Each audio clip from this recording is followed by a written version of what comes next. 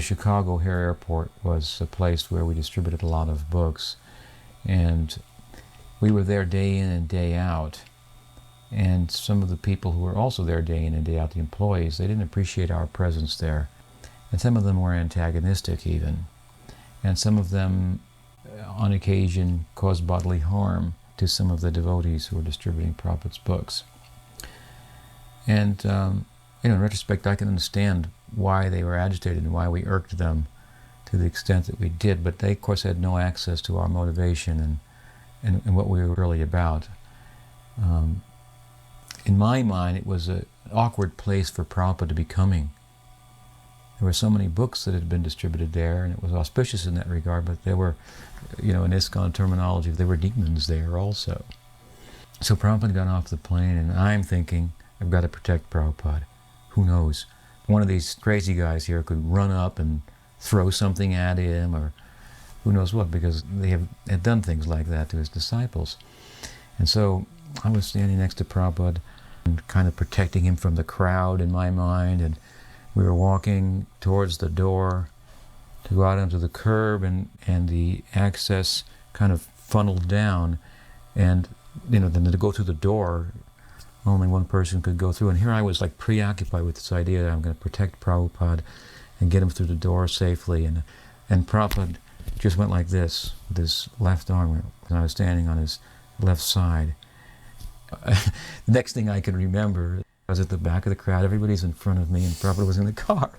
And the devotees were ushering him off to the temple.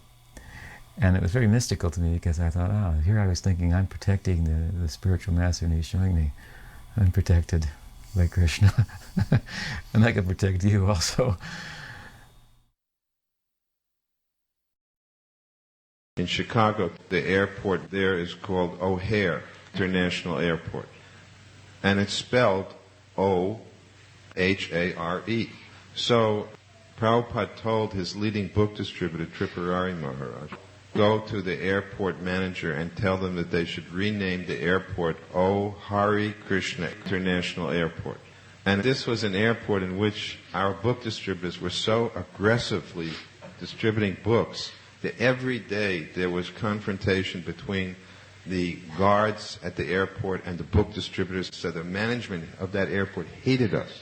And still Prabhupada made his best book distributor go to the manager, and Tripurari Maharaj went there and said to him very seriously, you should rename your airport O Hari Krishna International Airport.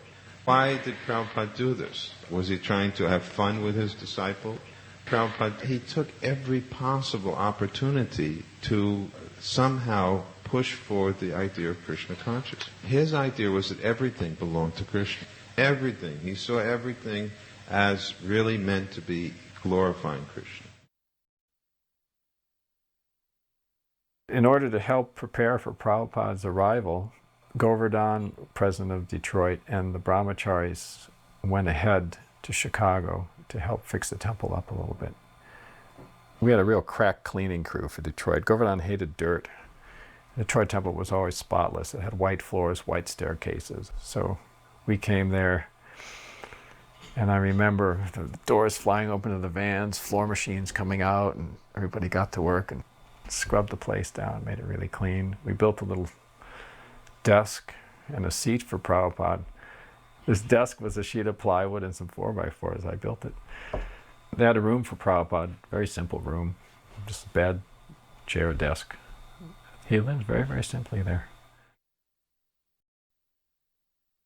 I got to wait outside of Srila Prabhupada's door because I was his bodyguard. And every time Prabhupada came out the door, I'd offer my obeisances. His foot would come down right by my face, right? And then it'd go, and I thought, I wanted to get the dust of the lotus feet of the pure devotee, because we had just started that Guru Puja program every morning a few months before that, and we were praying the lotus feet of the spiritual master are the only way by which we can attain pure devotional service. I bow down to his lotus feet with great awe and reverence. By his grace, one can cross the ocean of material suffering and attain the mercy of Krishna. So I thought, I need those lotus feet. I have to have those lotus feet on my head. But being near Prabhupada was quite an intimidating experience. So they asked to have initiations. They brought us into the room. And I was in such a state, I didn't know what he was saying or what I was doing, but I was just very conscientious that I was with a pure devotee of the Lord. As a matter of fact, when I walked into the room, and this was the only time I was probably alone with Srila Prabhupada, I walked in the room, I offered my obeisances, and when I stood up, his eyes were like fixed right on my eyes. And just for a second, I looked into his eyes, and the most incredible thing that ever happened to me with another human being occurred at that moment, in that I had this overwhelming realization that he knew everything about me. And I felt so shameful. I felt like I do not deserve to be in the room with this personality. And it was also, there's no sense in trying to be pretentious because he knows anyways. So don't try to pretend to be something that you're not. But those eyes, it wasn't like looking at me like you are such a fallen soul, but it was this look of infinite compassion, and almost like he understood my suffering. And all of this happened just like in a megasecond. And then I couldn't look any longer, and I looked down. But I knew, you must bare your soul to the spiritual master. There's no sense in trying to pretend, because you can't cheat the Mahabhagavad. So then Prabhupada gave me the Gayatri Mantra, and then he said, so, are you chanting your 16 rounds? And I said, yes, Srila Prabhupada.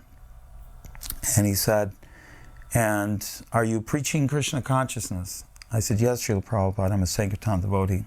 I go out on book distribution every day. And then he said, always preach Krishna consciousness. And I said, thank you, Srila Prabhupada. And he said, okay. And then I said, I had to muster up all the courage that I had within my being, because I was thinking of those lotus feet. And they were just sitting on the Vyasa, and Prabhupada had his dhoti pulled up to his knees, and his feet were right there. And I said, Srila Prabhupada? And he said, yes. I said, Srila Prabhupada, could I touch your lotus feet? And he looked at me and he smiled and he said, that is not necessary. And I went, Jai Srila Prabhupada. I offered my obeisance. I went out, I felt so stupid. I couldn't believe I asked that question. It was so trite, So I went out and I told Sir and Vaish was there and Pragosh, and they all cracked up and they said, Uday, you are such a nerd. Can't believe you did that. The first temple in Chicago was on Halsted Street. It was a storefront, and that was run by first Rudra Das and his wife, and then later Bahulasva. That temple closed. At that time I was temple president in Cleveland, and Bhagavan decided to centralize his zone, so he closed the temple in Chicago and pulled all the different leaders back to Detroit for meetings to try to determine how things would be managed. And I kept saying, how can we neglect Chicago? Chicago is the biggest city in the zone. We can't close Chicago. And then one day Bhagavan just slammed his fist down and said, damn it, Govinda, just go to Chicago. So we went with a couple of brahmacharis, and then we were collecting and doing some preaching. And then the traveling rock group was kind of disbanded by Prabhupada. And they came to Chicago. So we had a lot more people there. And searching around, we came upon this former YMCA building. We were in the old YMCA. Actually, it was the old black YMCA from segregated times.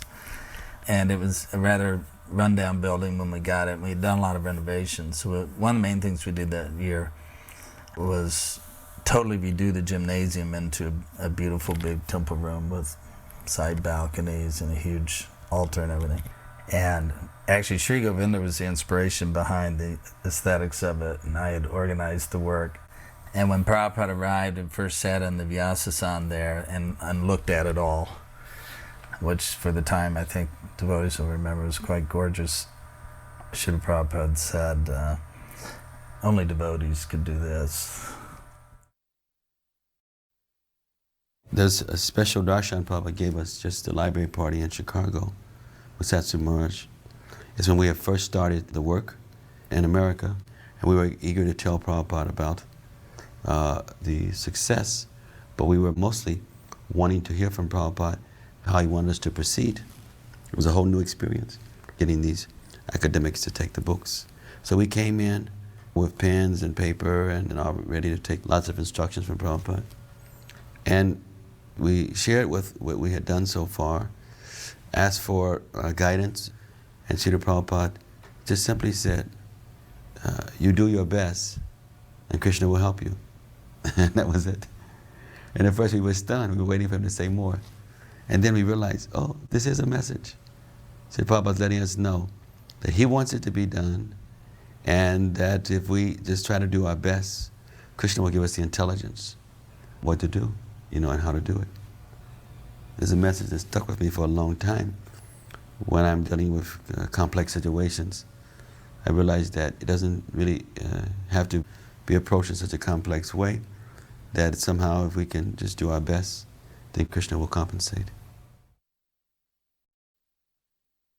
So during the Guru Puja, I remember some brahmacharis, they had developed a kind of boogieing, doing rock dancing. This was going on during Guru Puja. And so all of a sudden, Prabhupada, like a conductor, like a maestro, he just stopped the Guru Puja cold, in an instant.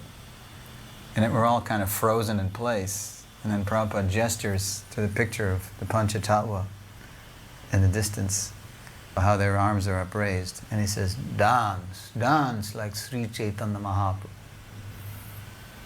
So we're all corrected, because we're all getting into disco dancing, twisting and boogaloo and shingling and, whatever. The first time that I ever saw Prabhupada was in the morning. He was sitting on the Vyasasan at the Chicago temple. He was giving a lecture about how we all want to see God, but we can't even see the little piece of God, the soul. Otherwise, why would we be crying when some relative has died? And if we haven't seen a piece of God, how can we think that we can see God? I was standing right near the Vyasasan, maybe 2 feet away, and fanning Prabhupada with a peacock feather fan all during the lecture. And I was simultaneously very happy and very disappointed. I was very happy because I realized that hearing Prabhupada there on the Vyasasan was no different than hearing a tape recording of him. All that time I'd been listening to Prabhupada lectures on tapes, I'd been with him, hearing him, and I felt so happy and so satisfied. But I had wanted something different. I hadn't wanted it to be just the same as a tape recording. I had wanted to get to know Prabhupada the person. A few hours later, my father, my husband, and I went into Prabhupada's room. And right before us, Srila Prabhupada was speaking to a reporter, which is what you're seeing here. He was very much joking, very congenial, very relaxed. Right after the reporters left, then my father, my husband, and I were introduced. At that point, Prabhupada leaned back on the cushion, and he had one of his legs up, and his dhoti was such that you could see his calves and his lotus feet. And I remember thinking how soft his skin was. It looked like a skin of a baby. And as the conversation began to unfold, I realized that here Krishna was fulfilling my desire to get to see Prabhupada as an individual person.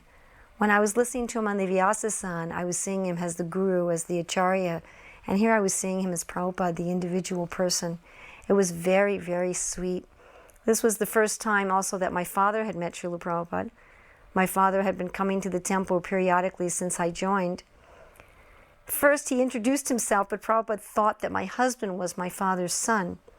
And then he understood that it was the daughter. He said, "Do you have any sons?" My father said, "No, only daughters." Prabhupada said, "Oh, only daughters." And then my father said, I'm coming to this temple not because I want to see Krishna, but because I want to see my daughter and my son-in-law. Is that all right? And Prabhupada said, yes. They are loving Krishna. And I was thinking, I don't love Krishna. He said, chanting and dancing are symptoms of loving Krishna. And they are loving Krishna, and you are loving them. So two things that are equal to the same thing are equal to each other. Then my father said, but I'm a Jew, and is it really all right that I come to the temple even though I'm Jewish? Prabhupada said, yes. There can be many planes going to Chicago, but they have to know they are going to Chicago. Otherwise, what is the meaning of many planes? So there can be many religions, but they have to know what is the goal. The goal is to know God and to love Him. If you know that the goal is to know God and to love Him, then there can be many religions. After we walked out, my father turned to me and said, now I know why you've come to this Hare Krishna movement. That is a genuine holy man. After the Radha Damodar party, I went to the BBT library party, and we had the good fortune to have a darshan with Srila Prabhupada in Chicago. Mostly, of course, Satsrupa Maharaj, Mahabodhi, Ganesham. They had many points that they were taking up with Srila Prabhupada, and I was kind of sitting on the edge of things. But I had one question in my mind, and I waited for my chance. And then when there was a little lull, I raised my hand and Prabhupada called on me. My concern was often the professors wanted to know if these books will tell us about the ancient technology of Vedic India. Because at that time, a book had come out by Erich von Däniken called Chariot of the Gods. And there was reference in there to the Mahabharata and Puranas, that they were bimanas or airplanes or flying saucers, whatever they were, described in these ancient Sanskrit texts. So I wanted to hear Prabhupada, what he would say about this. And I said, Srila Prabhupada, many times the professors I meet, they ask me about Vedic technology. And Prabhupada hardly let those words get out of my mouth before he rapped the table with his knuckles. And he just said very shortly, Vedic technology means Sri Guru Parampara. And that's all he said. But it was such a profound statement for me. It was an immediate instruction because, of course, I was asking the question impelled by all kinds of speculations going on in my mind. I had actually read that book, Chariot of the Gods, just to find out more what these professors were talking about. So my mind had been drifting in orbit, and Prabhupada just brought me right down to earth. Vedic technology means Sri Guru Parampara, and I've meditated on that. That's been a very important sutra in my life since that time. One thing is that you think about technology in the modern sense, and it's the motive force behind this Western civilization and the culture that is associated with that, which has really covered the earth. So technology is the dynamic force of civilization. We know that the Vedic civilization once covered the earth. India was once in the position that America is in now, as being the leading country that all other countries emulated. And how it got to that position was because of following Sri Guru Parampara. And that is the key to how, again, Vedic culture can spread all over the world and become synonymous with civilization. See, now when people think of civilization, they look to America or they look to Western Europe. They think that's where civilization is. But actually, real civilization is Vedic civilization. And the key to that is Sri Guru Parampara, as Prabhupada said. We went to Chicago to take Prabhupada darshan and have his association again. He immediately recognized us. He says, "Oh, I see you before in Detroit." And we told Prabhupada, "We are very thankful. You have remembered us. We are fallen souls. We have no qualifications."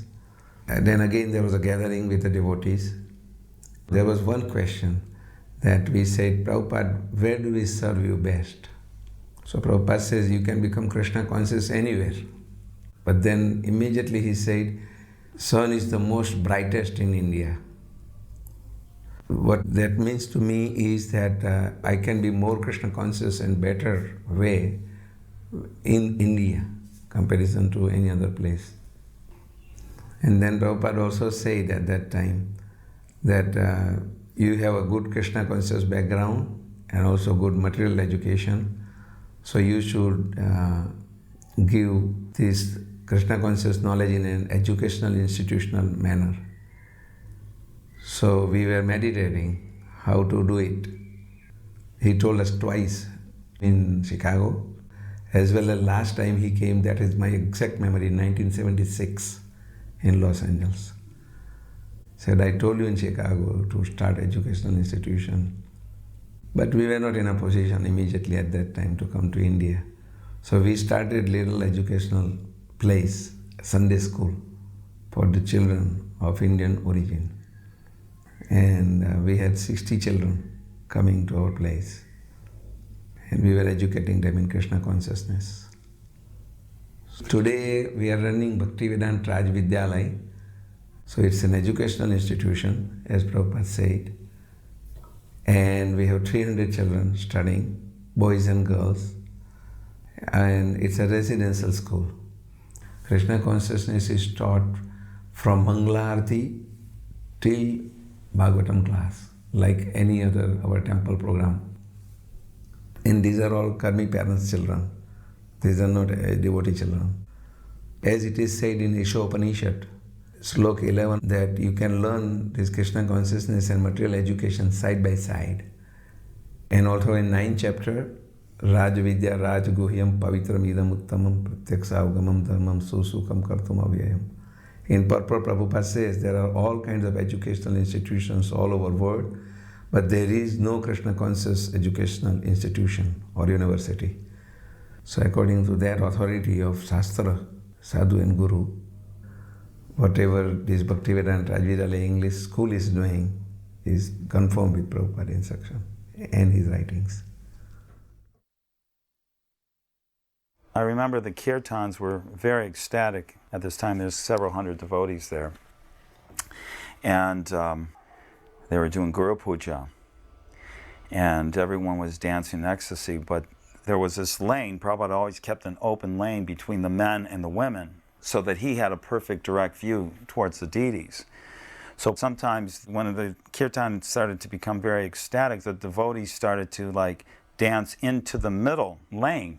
And Prabhupada started to wave his hand, like move out of the way. You know, I love my devotees, but I want to see my Lord. So I oftentimes go to temples and there's Prabhupada sitting on the Vyasasan and devotees are dancing, blocking the view of Prabhupada to the deities. We should always understand that Prabhupada is with us and we shouldn't commit Guru Aparad by putting our back either to Prabhupada or blocking Prabhupada's vision to Radha and Krishna. Prabhupada had traveled to Chicago with Brahmananda on the airplane, and Brahmananda was reading Time magazine, and the Time magazine feature article was Crime, Why and What to Do. So Prabhupada got inspired by the idea that we could help to solve the crime problems in America with our program. So when he arrived in Chicago, he asked us to arrange for him to meet some people in the government so he could talk to them about this idea. So he met with the mayor of Evanston, and he met with some police lieutenant. I think Mosley was his name, I remember that. Then there was this old abandoned school in Chicago, in Evanston actually, north of Chicago, and Prabhupada asked us to proposed to the government that they give us that school and help us fix it up, to take in prisoners from the penal system and give them a program where we would feed them prasadam and engage them in kirtan and, you know, some other things during the day, but a kind of rehabilitation program based on Krishna consciousness. And Prabhupada was serious about it. He wanted me to go to the mayor of Evanston and propose this, and I did. And the mayor was friendly, but he said that that was the building that they had in mind for their new city hall. So he didn't think it was likely that he could get the council to approve it for our proposed purpose. I pursued it a little bit. We found some other properties that we looked at, but we couldn't get anyone to donate any facility, and we didn't have the money to buy any place, so we kind of had to drop the idea. Hare Krishna, Krishna Krishna, Hare Hare,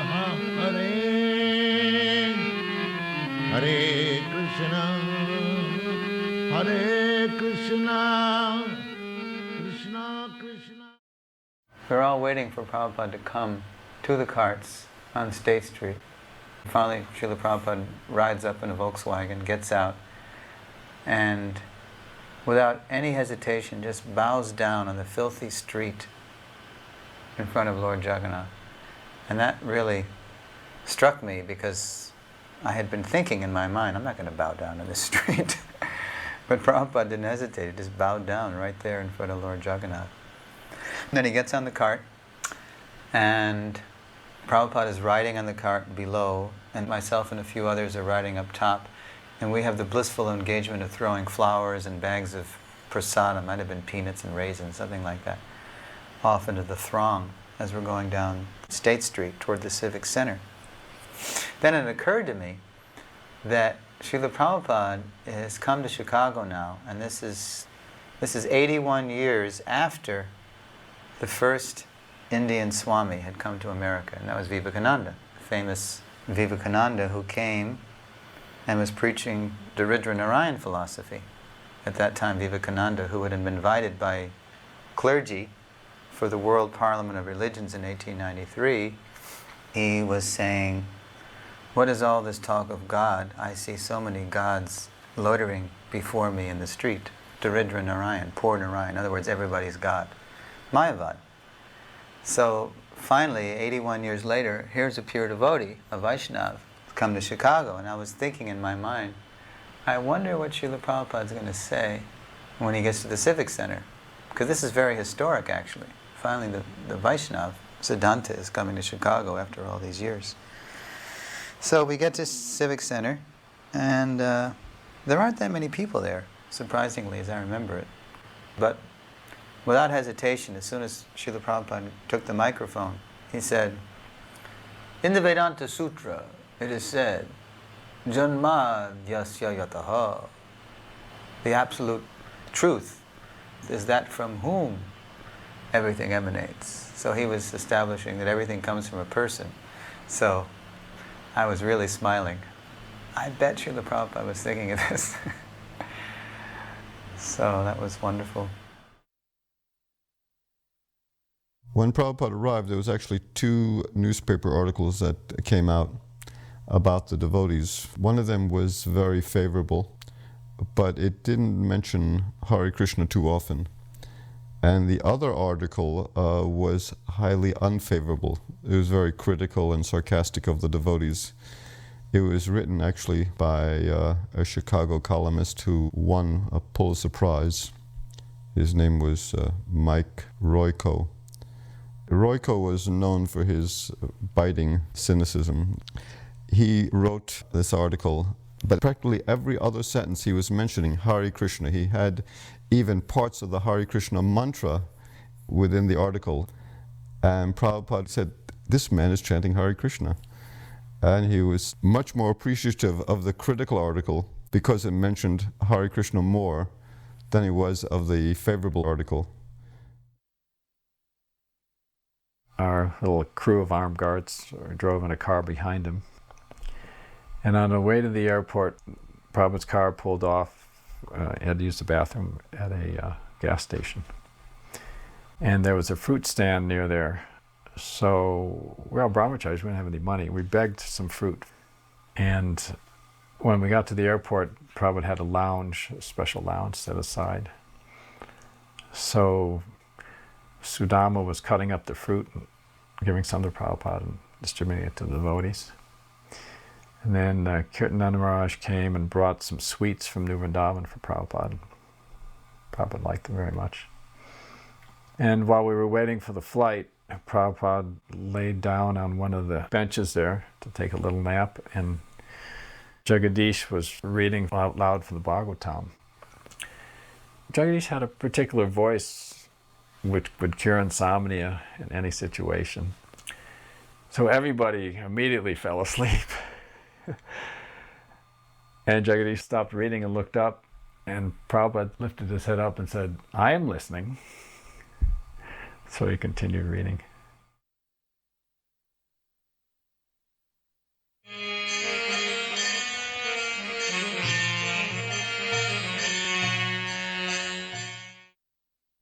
I was accompanying Prabhupada as his typist, and we'd flown in from Hawaii, and we stopped in Chicago and San Francisco. On one of the flights, I was sitting next to Prabhupada, and he said, "Vaikuntanath, may I borrow your Bhagavad Gita?" And I gave him my Bhagavad Gita, which of course was his Bhagavad Gita. And he opened it up and began to read it.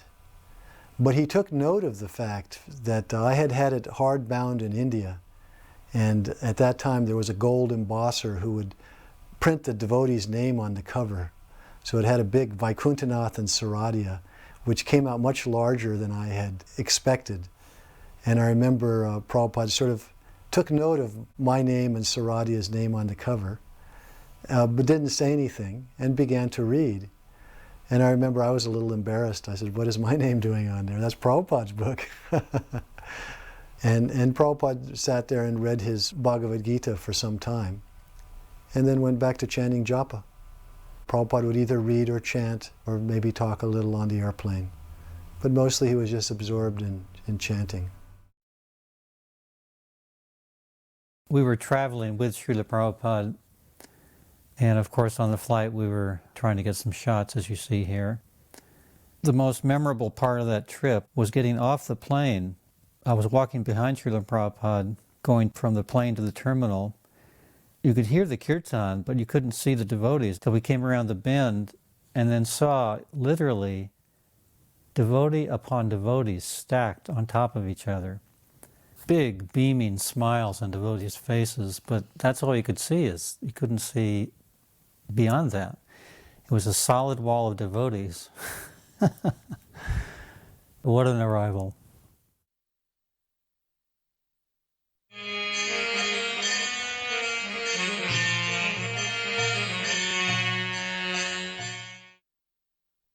When Prabhupada arrived in San Francisco for the Rath Yatra festival, I remember that all the devotees were extremely excited.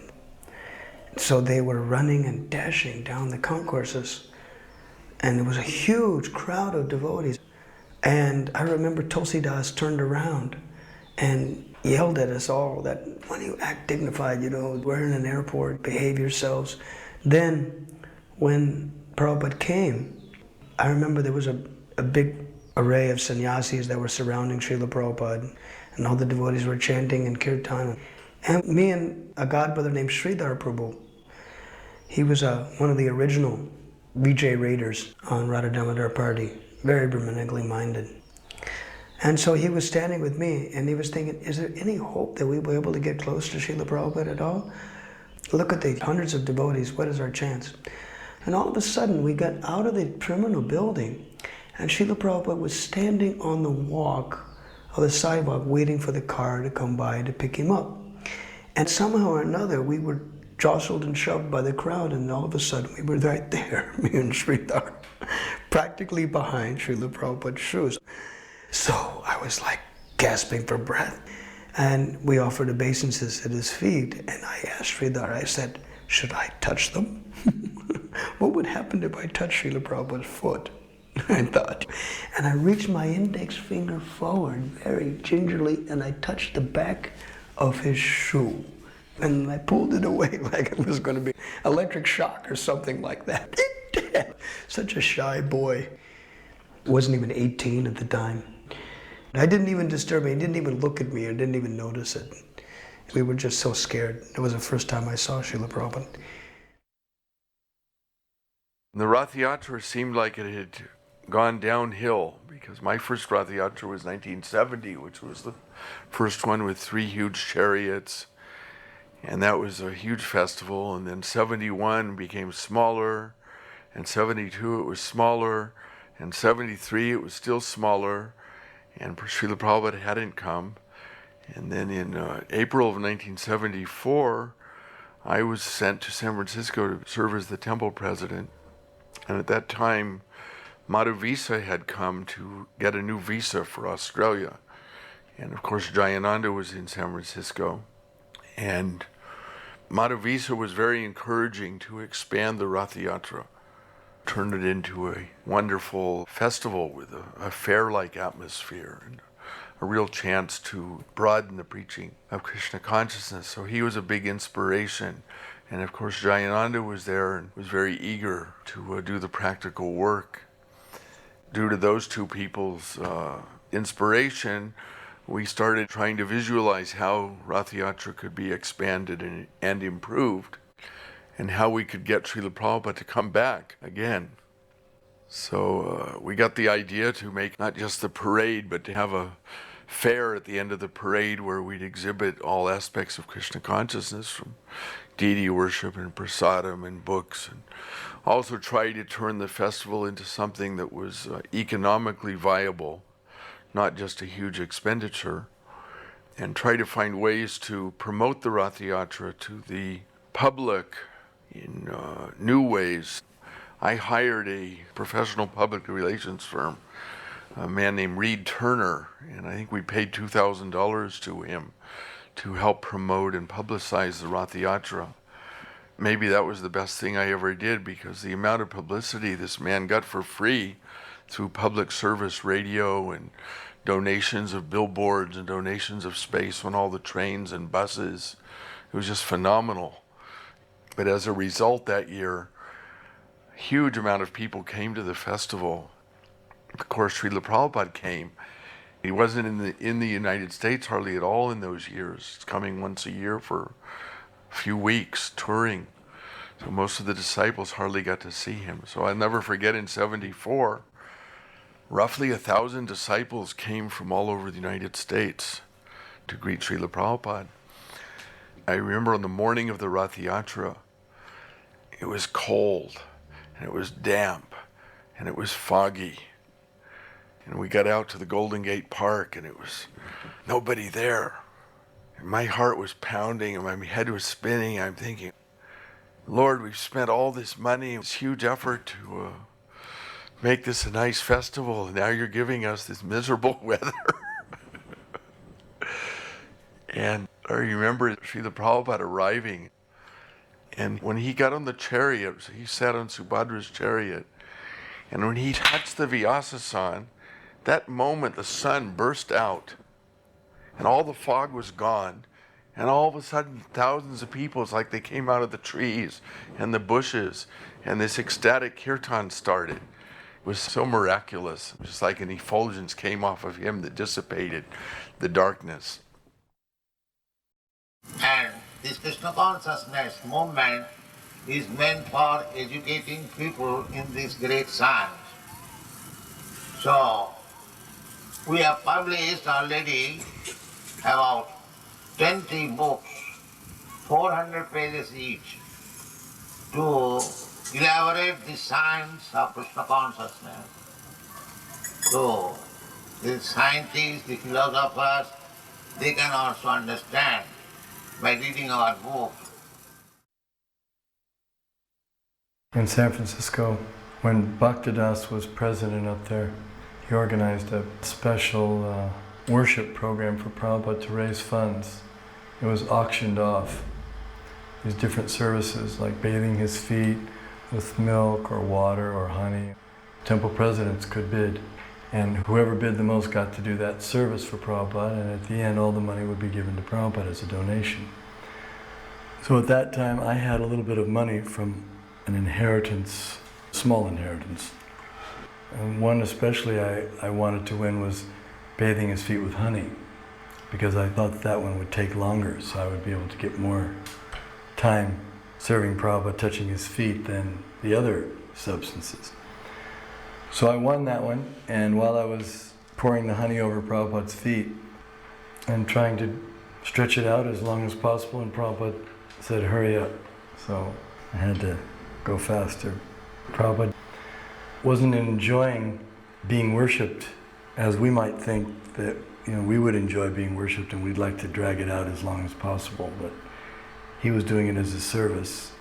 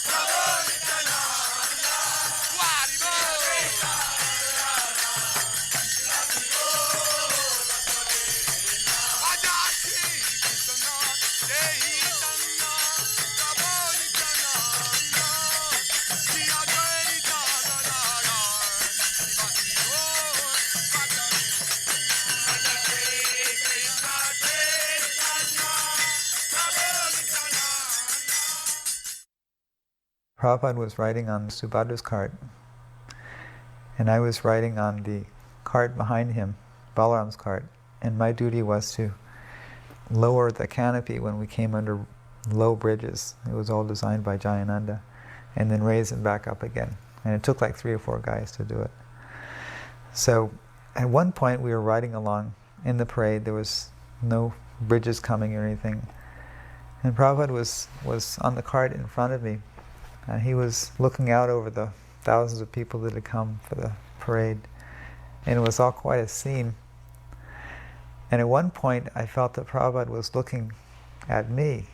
Even though he was so far away, I somehow there felt that he was looking directly at me. And when that happened, I felt that he could see not only my person, but he could see directly into my soul. And he could see everything about me, my desires, whatever there was to see in my soul. And I could even feel that he could see that I had stashed some ladus in my coat pocket that I was wearing, that I had stolen from the prasadam bin that they had for the festival. And at that moment, I actually waved to him with my right hand, and Prabhupada immediately waved back as if to confirm that yes, I'm seeing you, I'm looking. Prabhupada had that way of communicating. Even though we were so far away, he could reciprocate in such a positive way. This was in Berkeley. It was right around the time of the Rath Yatra. And we were all sitting in Prabhupada's room, and Bhardraj pulled a copy of Teachings of Lord Chaitanya off of the shelf. And he said, Prabhupada, usually we see Lord Chaitanya depicted as having very long hair.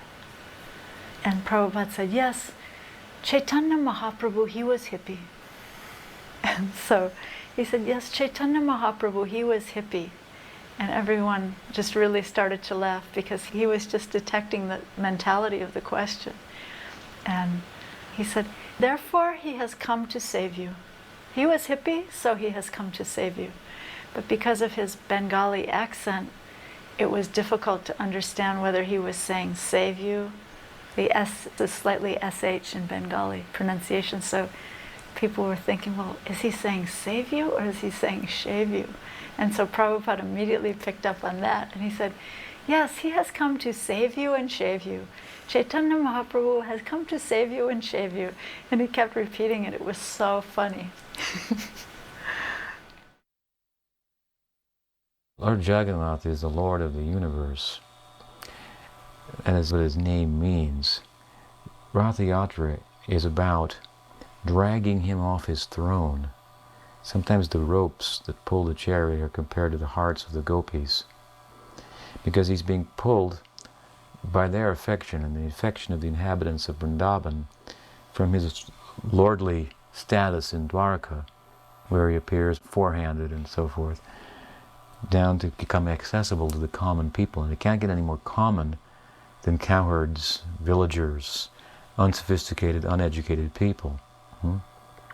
So they're dragging him down off the throne, and in doing so, they're making him accessible to the common people. And Jagannath is becoming accessible during the Rath Yatra. You can't go in unless you're of a certain birth, and besides that, you can't go and touch him and serve him directly. But during a Rath Yatra, anyone can serve him. Even ordinary people will sometimes be brought up onto the cart and allowed to embrace Balaram or Jagannath.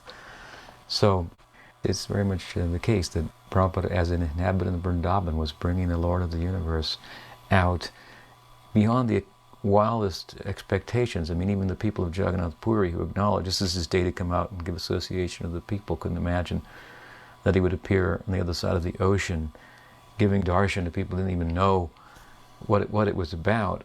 And as you could see in the film, so many people came, so many common people from all over San Francisco used to gather in those days. And just wondering, probably just wondering, how this is all happening to me.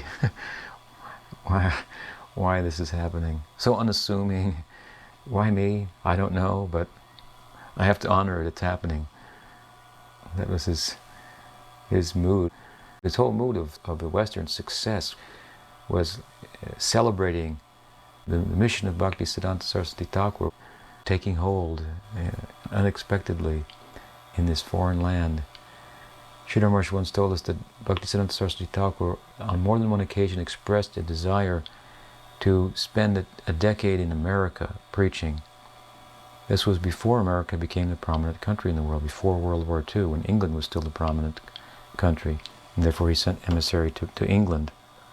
But he had apparently a vision that America would become the most dominant country in the world, and he had a desire for going and spending 10 years to preach in America.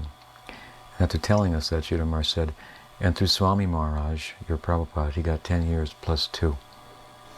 12 years I consider Bhaktisiddhanta Saraswati Thakur lived in him. What could be a greater tribute to how well one has served their guru than that? Srila Prabhupada sat on Subhadra's cart, and so I walked beside that cart because I wanted to have Srila Prabhupada's darshan as much as possible. And he was so happy and radiant. And partway along the route, he raised up his hand and stopped the procession for a short time. And thousands of people stopped just because Srila Prabhupada raised his right hand.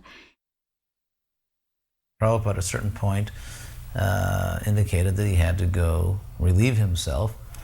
And so they simply stopped the cart and he got down and began to walk into the forest. Of course, in India, that's what anyone would do. And so the devotees thought it was some kind of ceremony, so they all started following him. Like dozens of devotees started marching. The Prabhupada just laughed, turned around, laughed, and held his hand and said, no, you all stay here. And then when he was ready to go again, he made a gesture with his right hand, like onward, forward, And all of a sudden, all the carts started moving again. Thousands of people just started moving. It was so wonderful.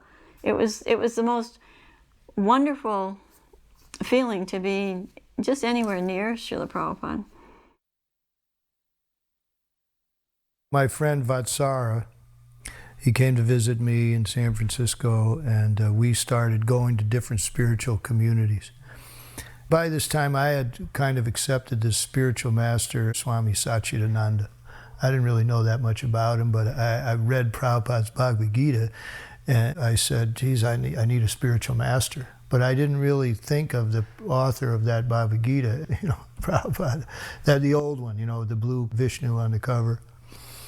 So anyway, we went to this group and that group, and he said, well, let's go to the Hare Krishnas. And I said, oh, I've been there, because I had been there for a Sunday feast, and the guy was kind of a yogi and this and that, and the devotees are running around here and there. I said, it's a little bit, they're just running around too much for me. So you go ahead. So he went, and he spent the whole day there.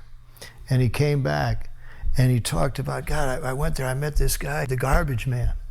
And he was just so far out. He told me all this stuff, and he was just going on and on and on. And it turns out that was Jayananda. He spent the whole day with Jayananda, emptying the garbage and going here and going there. So he said they're having, another program in the evening, and so I said, okay, I'll go with you. And so we went, and that was it. The next day, we went out and bought cloth for dhotis and cloth for saris and beads, and by the time we got back home, we had decided we're going to shave up, and so we shaved up, and we shaved up the kids, and we showed up at the temple the next day. The boy said, what are you doing? You can't do that. Anyway, we said, here we are, we're doing it, and like that. So from this association with Jayananda, we became devotees. So me being a practical, mechanically minded person naturally fell in with Jayananda, because he was always doing something, fixing a car. We'd go out and work, and I just was kind of like Jayananda's right-hand man at that time, and we'd be out working on the carts or, stuff like that, or going to pick stuff up to bring back for the carts, or at the temple preparing something for Rath Yatra. And Prabhupada came, and like I said, Jayananda's mood was that, what are we going to gain really by going to just see Prabhupada? He wanted this service done. So that was better than being in Prabhupada's presence. That was, more satisfying to Prabhupada, and therefore it would be more satisfying to us. And so, we just did that. And Jayananda, of course, didn't say that and then run off and go be with Prabhupada. Actually, after Rath Yatra, later that day, Jayananda finally went over to go see Prabhupada, and he wasn't there 2 minutes, and he fell asleep. Prabhupada made some comment, I think, about Jayananda sleeping. Some nice comment, oh, he's worked so hard, and now he's sleeping. People follow, imitate Americans. I am traveling all over the world. Everywhere I see they're trying to manufacture this skyscraper building, imitating your country. So, if you kindly become Krishna conscious and chant and dance in ecstasy, emotional love of God, the whole world will follow you, and it will be Vaikuntha. There will be no more trouble. Thank you very much.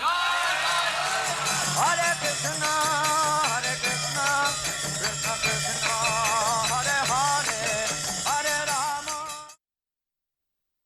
Prabhupada went on stage. Vishnu John was on the corner of the stage. Baudak was in front of Prabhupada. Behind Baudak from the crowd, there's a hand sticking up. That's my hand. I was standing there with Vishnu John's mother and Vishnu John's sister.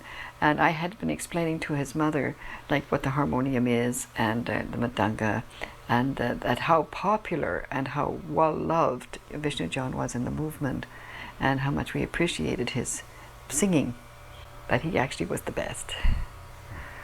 She was very proud of her son. Prabhupada, after he finished his short lecture, he started to throw the roses from the stage. I was hoping that Vishnu John's mother would catch something, and Prabhupada threw the whole bunch of roses, and she caught it. When Prabhupada went on the stage at the end of the procession, I also tried to go on the stage, but some person who I didn't know stopped me and said that no women were allowed on the stage. So I tried to reason with him, saying that I was authorized by the BBT trustees and they had paid for my fare and my film.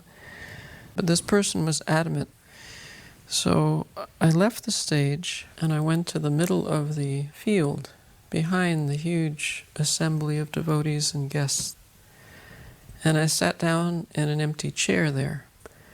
And a short time later, I looked up, and to my surprise, Srila Prabhupada had gotten up off the Vyasasan and was raising his arms in the air and beginning to dance.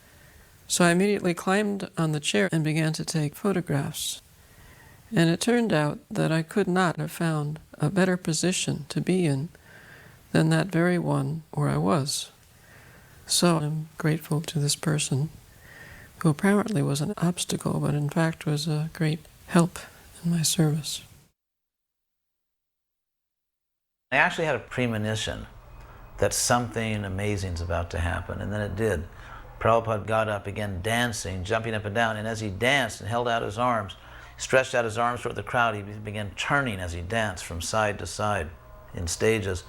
And we could see Prabhupada just showering blessings on the people. It was practically visible. There are many pictures, there's many photographs.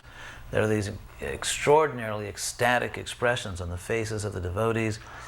It truly was a mystical, spiritual experience. I personally have always been more inclined toward philosophy and sort of spiritual logic than just esoteric, mystical things. But this was miraculous. It was truly miraculous. You could see Prabhupada showering blessings on the people. Then he left the stage and went back to the temple, and we kept dancing and chanting until the sun went down.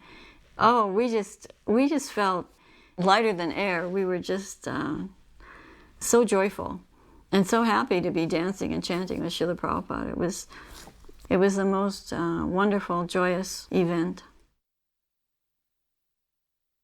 We were out in the crowd serving prasadam, and there was a kirtan on the stage. There were a lot of people sitting in rows, and we were serving, but there were also a lot of people behind the rows standing, facing the stage, listening.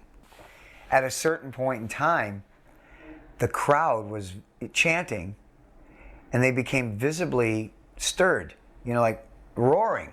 And everybody's hands were up in the air, and all the devotees that were serving the prasadam, we all turned, like, what's going on? We look at them, and then we turn around and look back at the stage, and Srila Prabhupada was on the stage with his hands up in the air, just jumping up and down, with a big smile on his face. It's like almost like a transference of incredible happiness, just shot through the crowd. And everybody simultaneously in that moment became surcharged with mercy, really. Prabhupada's mercy. He just gave everyone mercy. Clearly, he was just so happy to see everyone celebrating Rath Yatra. This is a Bhagavad Gita dance. Krishna is played by Satarupa, Arjuna by Anasuya, and the sage by Jambavati. And we took the 108 principal verses, or danceable verses, from the Bhagavad Gita, and I narrated it while they performed it, using ballet and Bharatanatyam to tell the story of the Bhagavad Gita.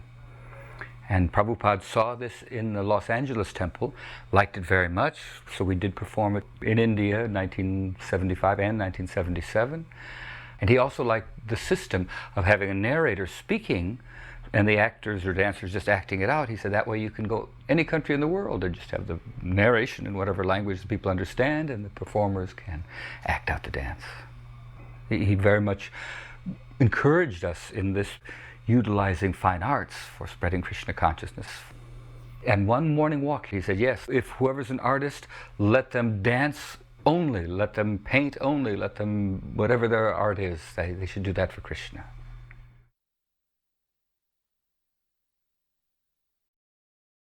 When we heard Srila Prabhupada was to be interviewed at a TV station in San Francisco, we tagged along hoping to be able to film him.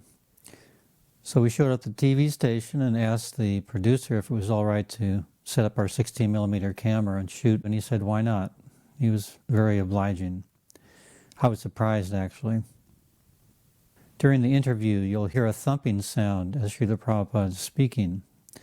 And that's his hand, as you can see in the visual, going up and down, thumping on the table. Unfortunately, we had placed our microphone right next to his hand. We didn't pick a very good place for the mic. As we were shooting, we could hear that thumping, and of course, we couldn't really stop the interview.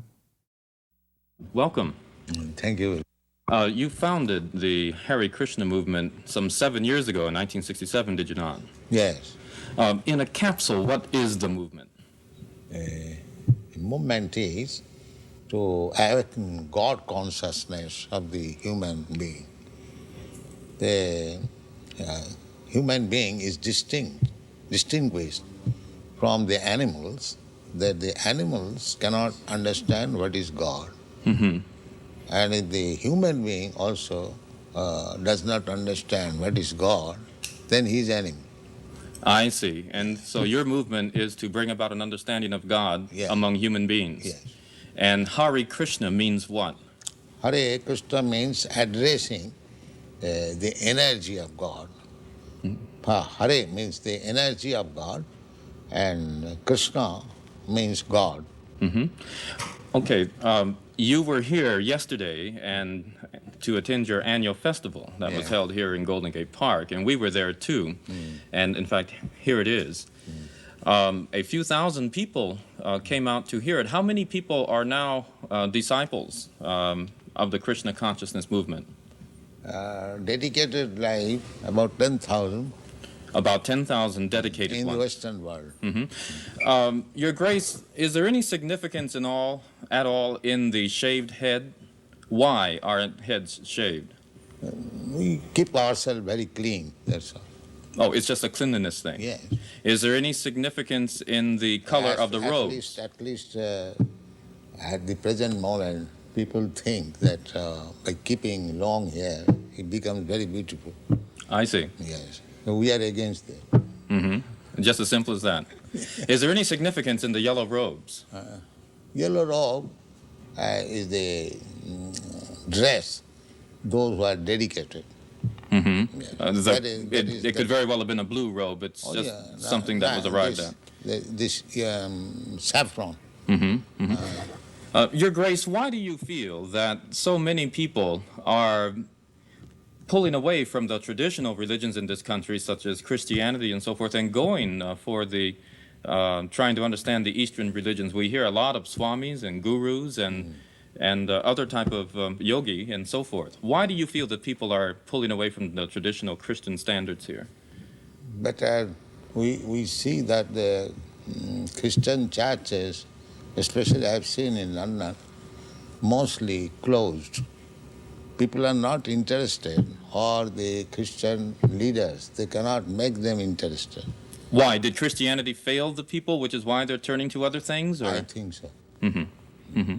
You say that Hare Krishna consciousness pretty much takes the absolute truths from the Bible, the Quran, the Torah, and the Vedic. Yeah, everywhere. Everywhere. Religion means to understand God.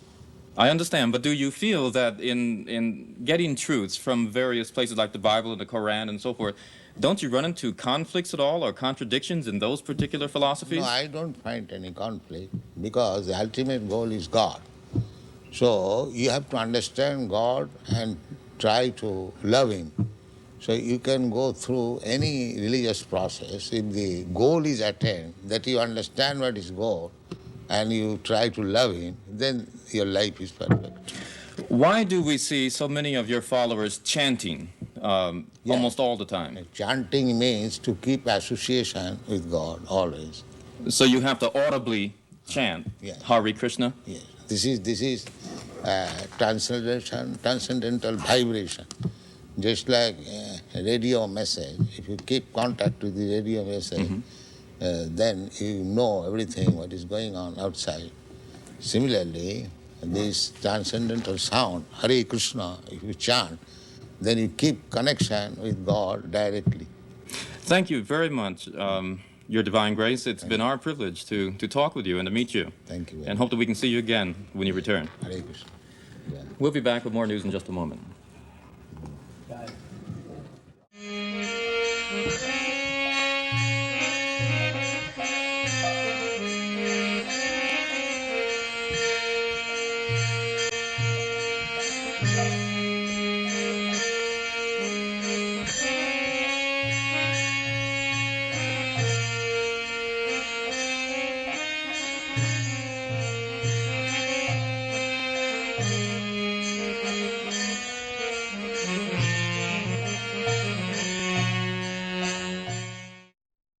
Rath Yatra, 1974, London. In one way it was very different to most Rath Yatras because there were 3 palanquins instead of what we'd previously had, one large chariot. There was some problem in the 1973 Rath Yatra with health and safety. So we had these 3 palanquins, which in one sense it was a little disappointing because 1973 Rath Yatra was such an exceptional occurrence because Srila Prabhupada had come to that Rath Yatra and he danced all the way from Marble Arch, down Park Avenue, right down to Trafalgar Square. And I'm talking dancing here, arms raised, jumping up and down. To watch Prabhupada doing that was just the most amazing spectacle you could ever see. It was truly wonderful. So 1974 wasn't quite of that caliber in that we didn't have the large cart. We had the 3 palanquins which were carried shoulder height, and Srila Prabhupada wasn't there. But it was very ecstatic because it was Rath Yatra and Lord Jagannath was out wandering in the streets of London. We took the same route so we could remember when Prabhupada was with us, which was really nice. And of course the kirtan was ecstatic. You can see in the video Rubhatinandan Swami is leading some fantastic kirtan, as he'd been doing in the 73 one when Prabhupada was dancing. So in that way, some really wonderful memories. That's me in the blue sari with the yellow cardigan, just to prove I was there. And look, hair beautifully tied back. I've had the same hairstyle for almost 40 years now. Because that's what Prabhupada wanted, and that's what we've done. We've always tried to do what Prabhupada wanted.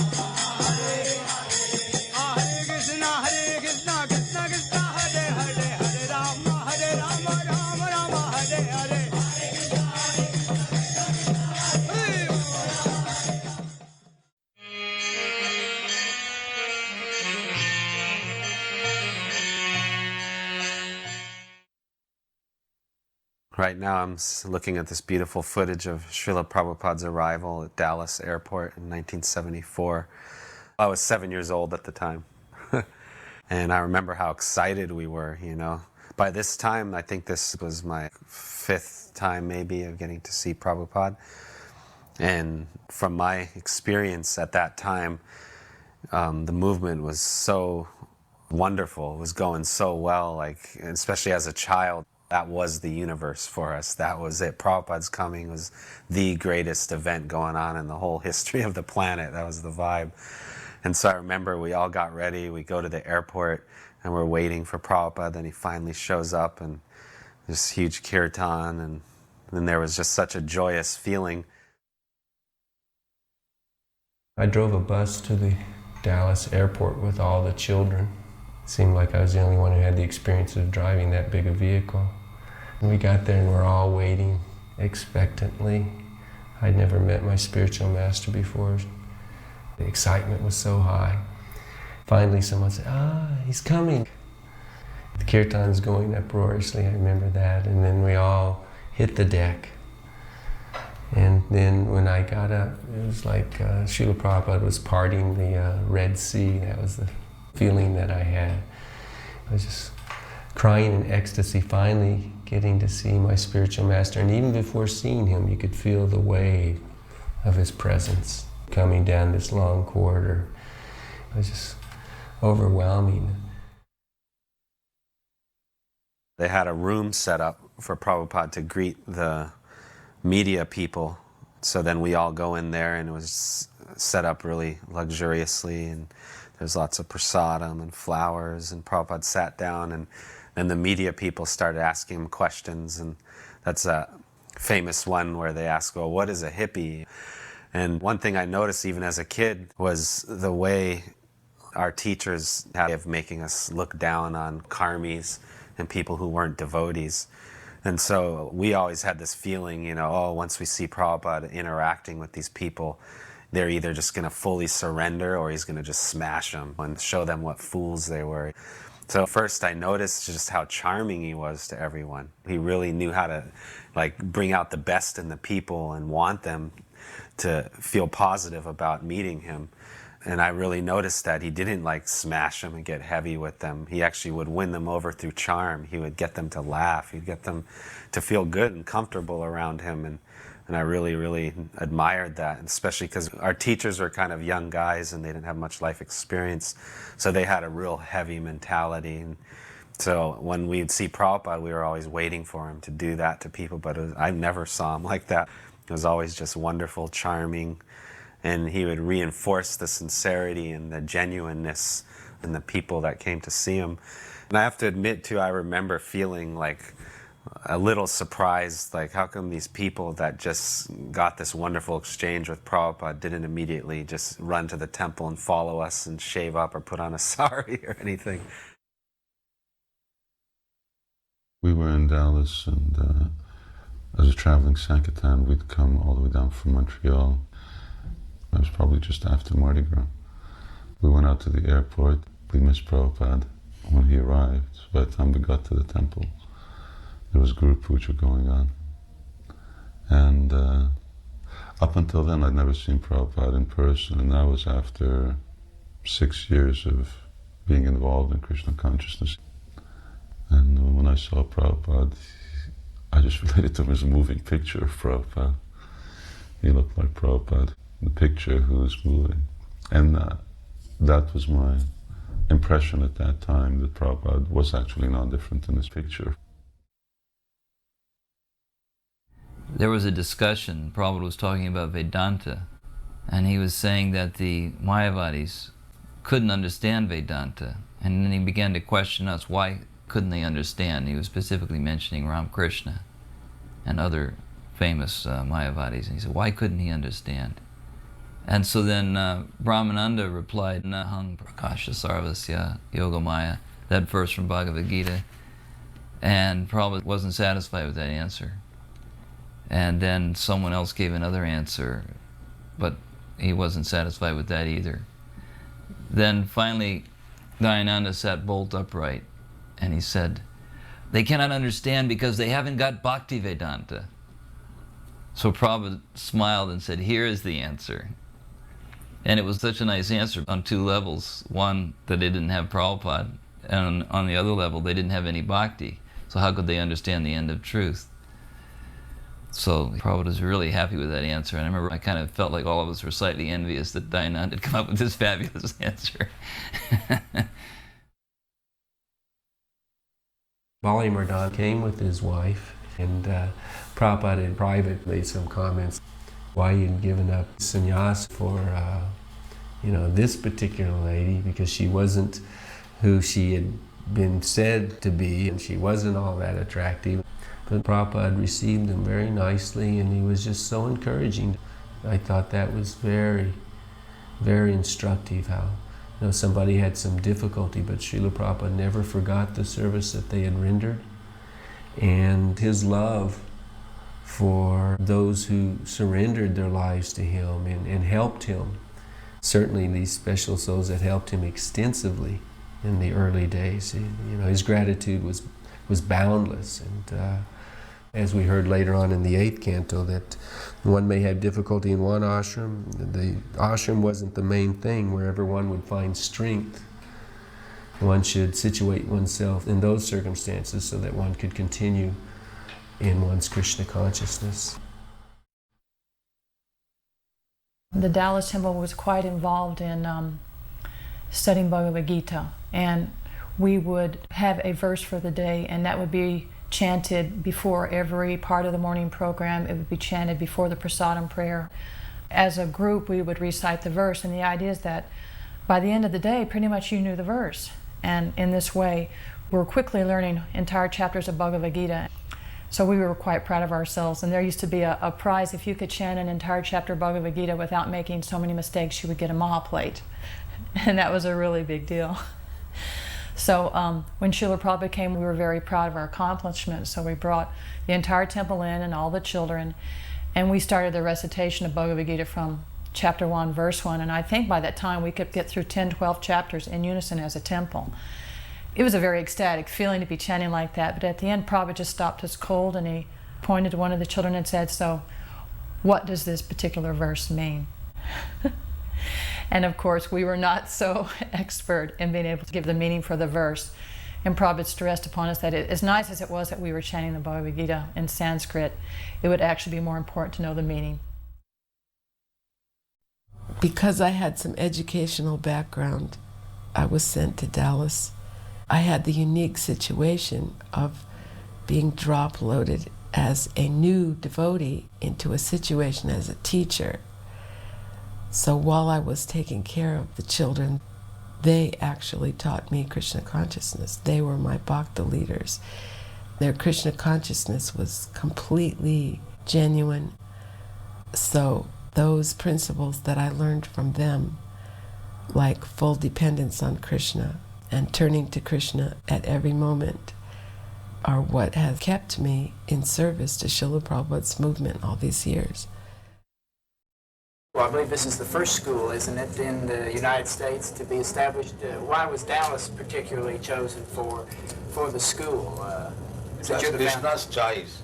Krishna's choice. He Yeah. chose Dallas. Yes, we got a nice house and we accepted it. So it was Krishna's choice. Where does the Krishna National or the International Krishna Organization get its funds? From simply donations? They've been criticized occasionally for being very wealthy. Yeah, that is our reputation. Even in Indian Parliament, this question was raised. That these Hare Krishna people, fabulously rich, where they get money. Somebody suspected we are getting bribes from American government. The Krishna religion teaches that women are to be subservient to men always. Why?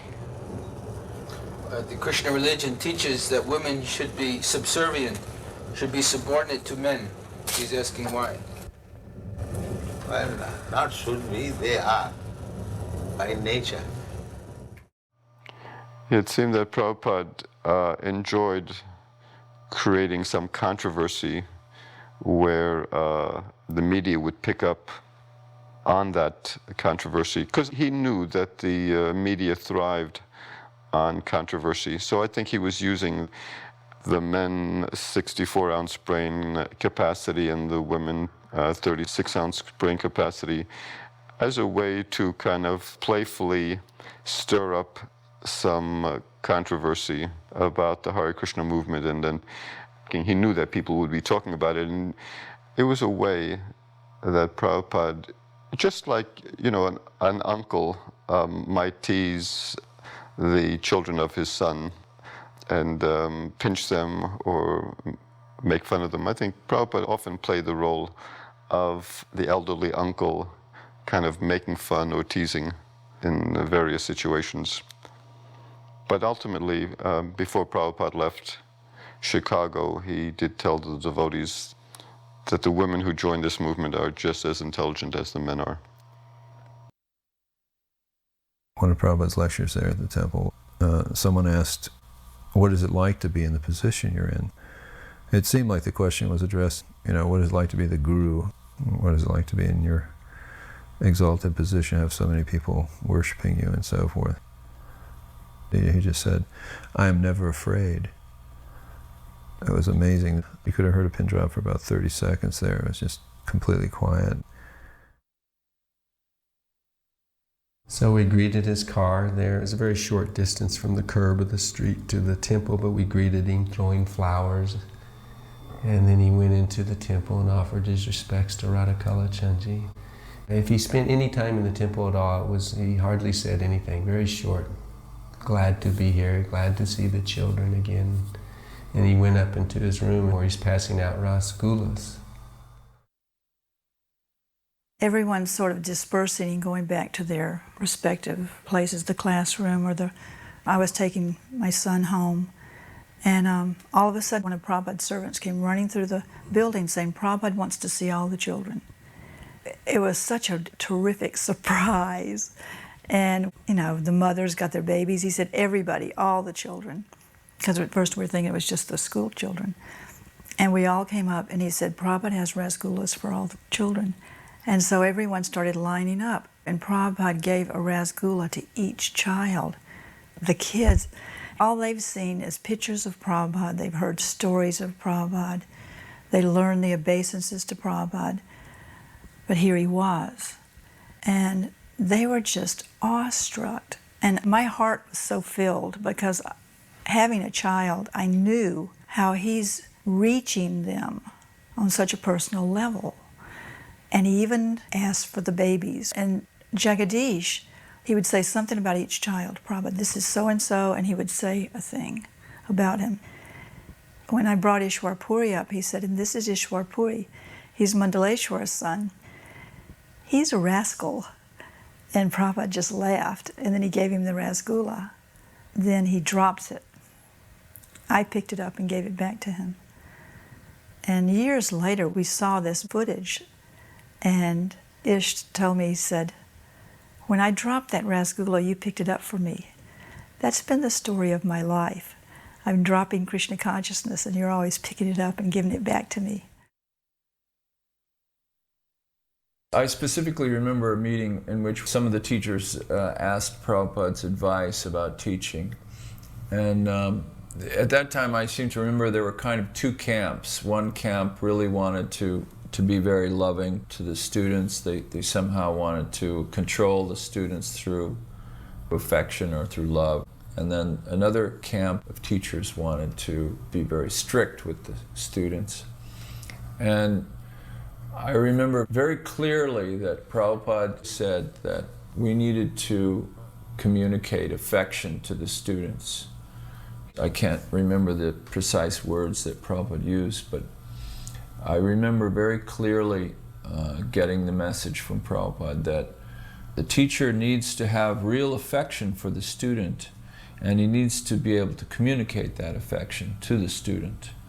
Otherwise, how will the student take what the teacher is giving? There may certainly be discipline, but this real affection coming from the teacher to the student has to be there. The other thing that happened before I arrived there was that Prabhupada had visited a couple of years prior to this visit, and he wrote a letter in which he said, if the students are beaten or if the stick is used on the students, he said, I'll use the stick on the teacher. So my understanding of that was always that the teachers should not consider themselves the highest authority, and they shouldn't misuse their position as teachers, and they should always be mindful of the fact that they're answerable to a higher authority, and that whatever they administer to the students, that they certainly will have to either enjoy or suffer themselves in the future. Also, what's prominent in my mind is that Prabhupada always loved children. He just, before, during, and after my Gurukula experience, I always remember Prabhupada being very affectionate to children and to anyone who was in the dependent situation. I was, recognized as being something of a hyperactive, a little bit out of control, difficult to deal with kid. My first remembrance of Prabhupada was the wave of utter and absolute thrill and excitement that I experienced seeing him, which even as a boy took me by surprise. And when Prabhupada came around, it really transformed me. You took one glance at Prabhupada and you were there. And you could step right into it. It was more than tangible. You ate it, It And it would last about as long as I was, in Prabhupada's company. After about an hour, I'd start losing it and start acting, 7 or 8 years old again.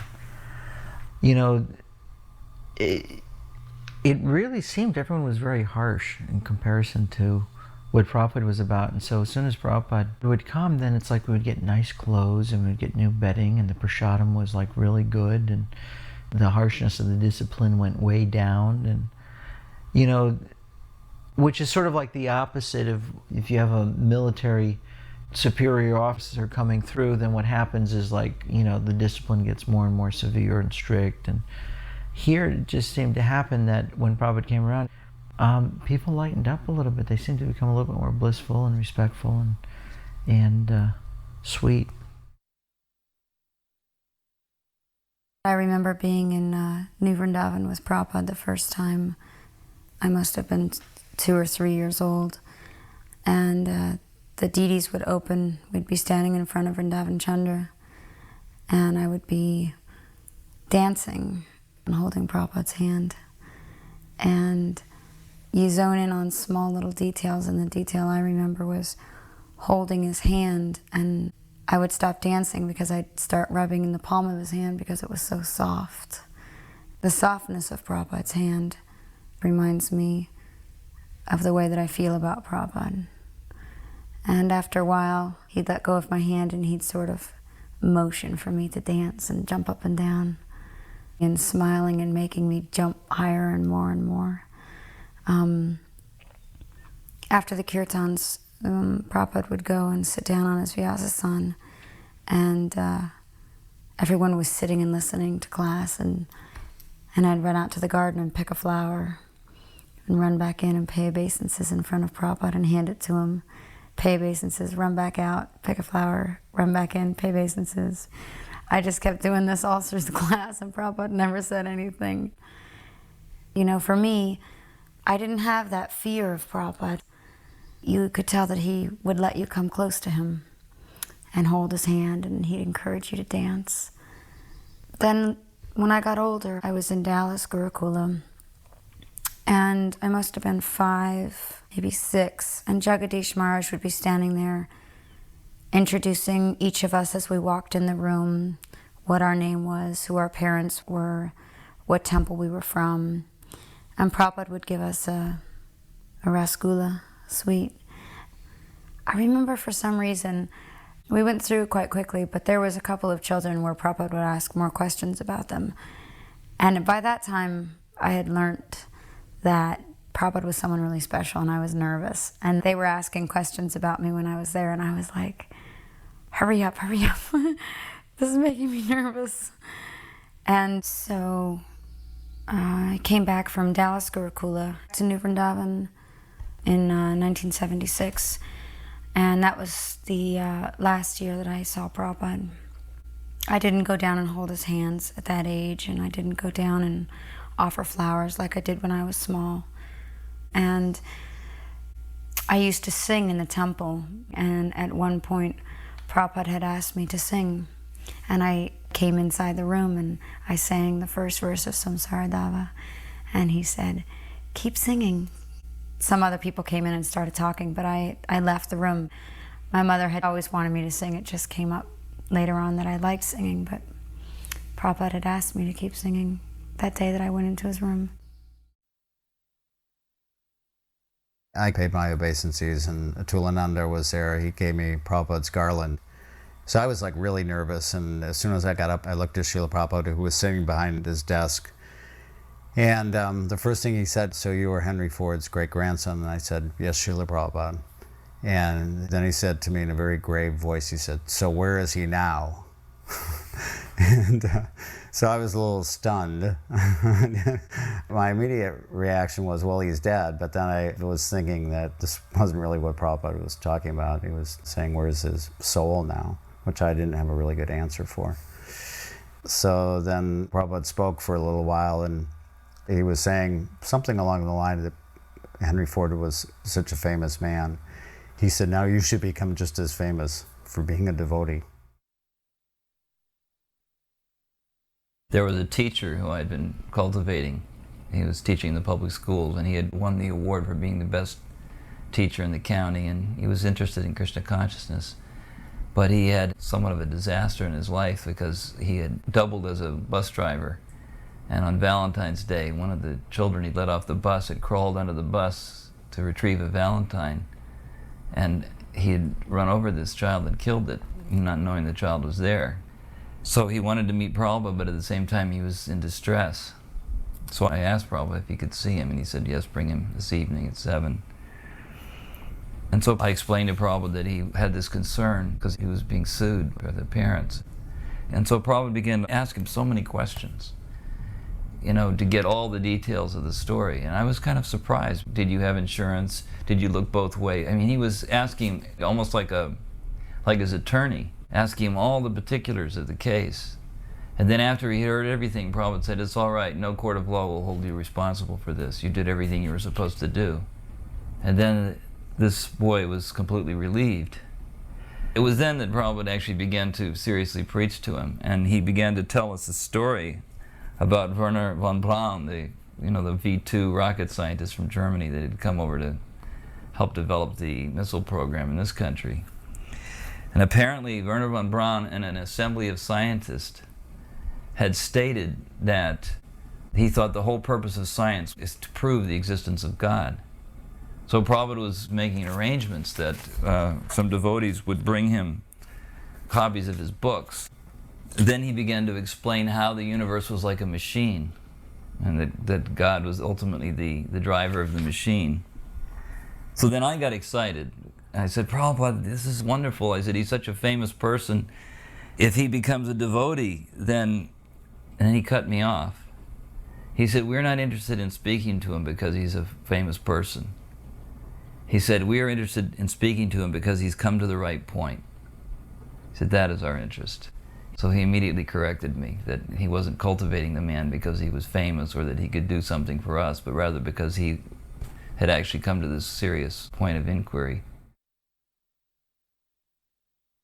One time when we had a big ceremony in the temple, the little girls that you see here, I had many of them, over 20, and they all had to behave properly, and it was a bit of a chore to do it, and one of them started crying, and I actually had to take her out of the temple room and put her in a classroom. And then later, after Srila Prabhupada finished his program in the temple room, he was headed to his own quarters, and usually he went directly to his quarters. But instead, he stopped in front of one classroom, the classroom that I'd put the child in, and there was no way that he could see through the door to see that there was anyone in the classroom. It was a solid door, but he opened that door particularly, and when he opened it, it bumped right into the child who had fallen asleep in back of the door. And then she quickly got up and paid her obeisances, and I'll just never forget that compassionate look on his face, seeing this child's tear-streaked face and frumpled clothing from laying on the floor. And she sat up with her hands folded, and he touched her head. And that one gesture of Srila Prabhupada giving love to this child who I'd had to have removed because of her behavior taught me more than anything, because Srila Prabhupada was so warm and so personal. Then I realized that if I'm following in his footsteps, I better at least try to become a little like that myself. There was a garden off to the side of the temple that had been made quite a nice place with a little fountain and a lot of tulsi plants, and he used to have evening darshans out there, and the devotees would read from Krishna book. And at one point, Brahmananda was reading from the Krishna book, The Kidnapping of Rukmini. And in the middle of the story, in the part where Krishna actually grabs Rukmini and makes off with her, Prabhupada suddenly sat upright, and eyes got very big. He said, yes. And as they were driving away, he said, she was driving the chariot. And he made like this gesture, like holding the reins. She was driving the chariot, not that she was just some weak woman not able to do anything. She was actually driving the chariot. Because he got so excited about that, I went and looked it up in the Krishna book to see if there were any details like that, but there weren't any. So apparently he had some kind of inside track on this particular pastime. Prabhupada chanting in the temple room in front of Radha Kalachandji. I'll never forget this. Prabhupada got into chanting the Maha Mantra over and over and over, and the devotees absolutely went wild. It didn't start off wild. It started off as normal chanting. We were all sitting down. But it just got to a point where it was building up to such a fervor. Everyone was like running back and forth between Radha Kalachandri and Prabhupada at the other end, because it's a big temple room. We went back and forth, and it just seemed like it went on for an ecstatic eternity. And then at one point I stopped and looked at Prabhupada chanting, sort of over on the side, so I wouldn't get, trampled, because it was a rather wild group. But I remember looking at Prabhupada, and I said, this is the whole reason he has come, simply to chant the holy names. And I just have this picture in my mind of Prabhupada chanting. I'd like to die with that picture.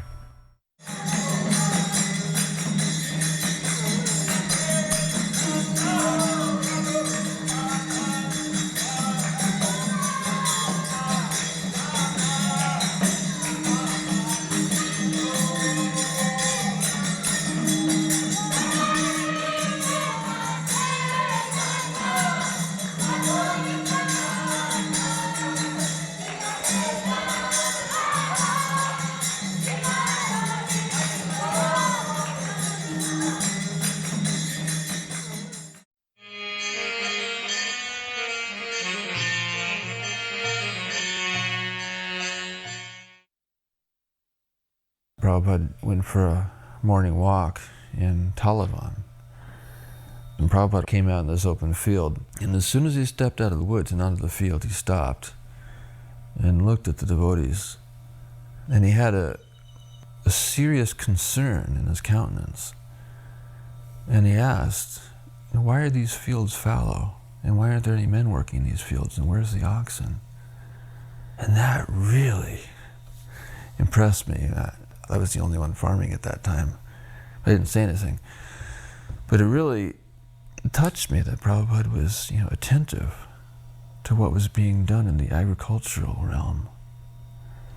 He had an awareness of the importance of an agrarian culture, not just for the sake of, having your own food if and when the economy fails and all that, but for the sake of, as he explains, living off nature's gifts as a matter of relationships, where everything and everyone is, assisting everyone and everything else in serving Krishna.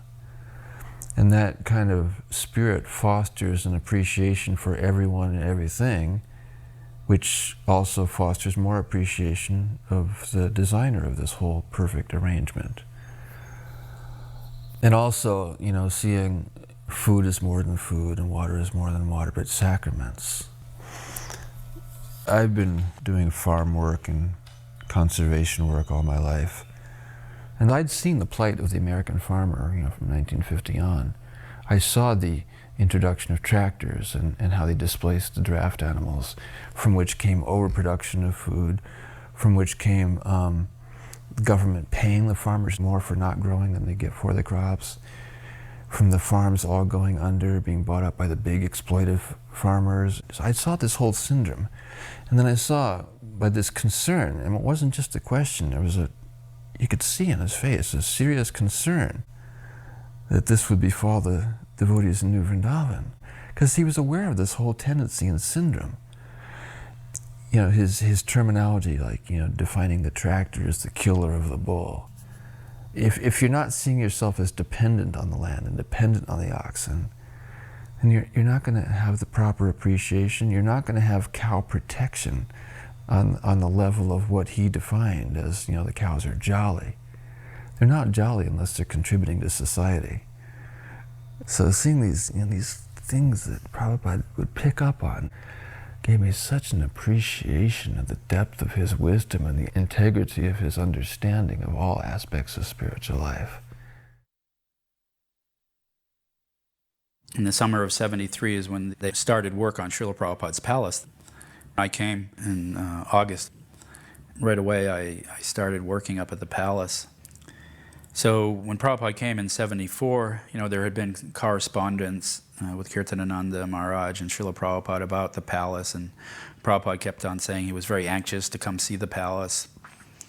And me and my godbrother, Gostavihari, we were the only two people that were working on the palace at that time.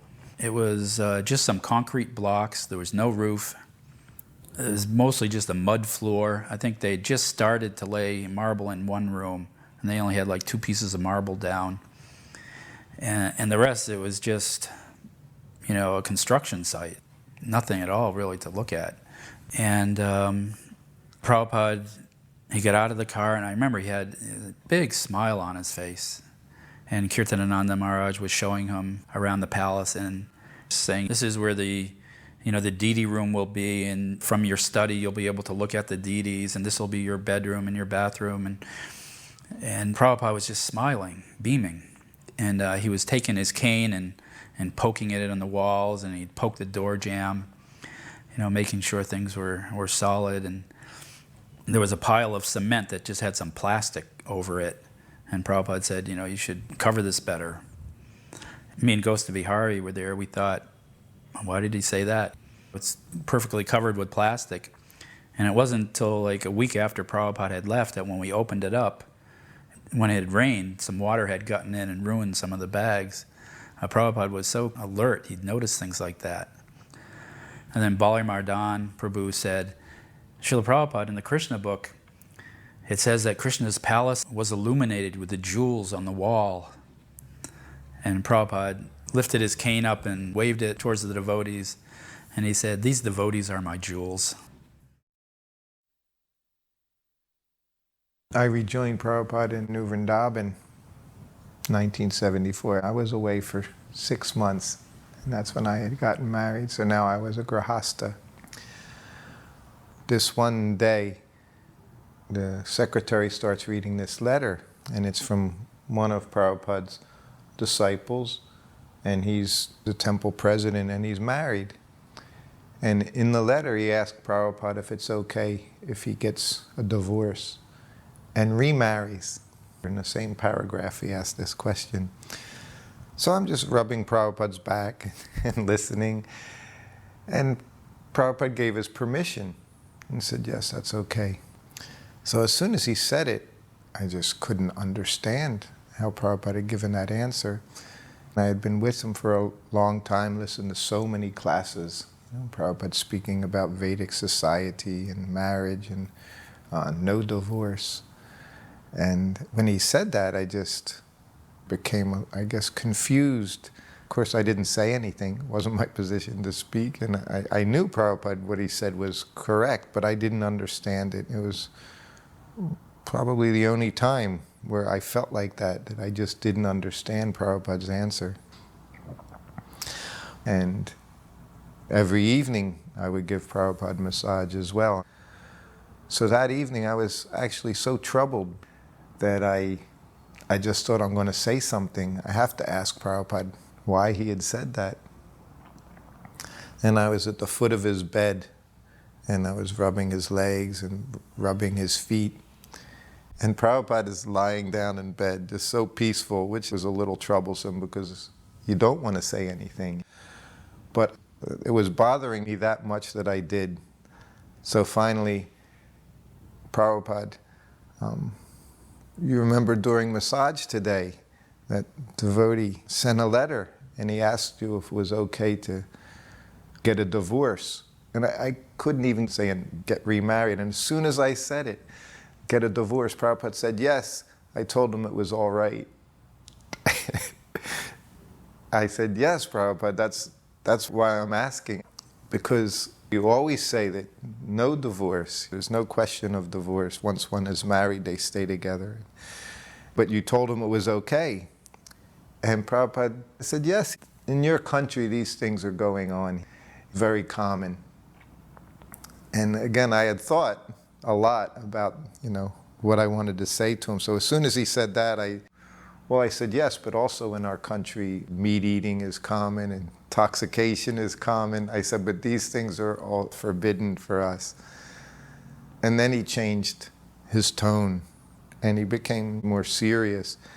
Yes, he said, if I tell him no, still he's going to get a divorce and get remarried. So if I tell him yes, then the offense is not so great. And as soon as he said it, I could hear it in his voice, and of course immediately I could understand Prabhupada's compassion for everyone, for all of us. And it's that quality that I got to see all the time with Prabhupada, being with him outside of the temple room, where he would always speak from the Vedas, and the Shastra, and always spoke the absolute truth. But as he dealt with us, Prabhupada was very kind and very compassionate. So I felt very happy. And of course now, as years go by, you can see Prabhupada's compassion more and more. Similarly, God consciousness means whether you are free from all sinful activity. Then it is.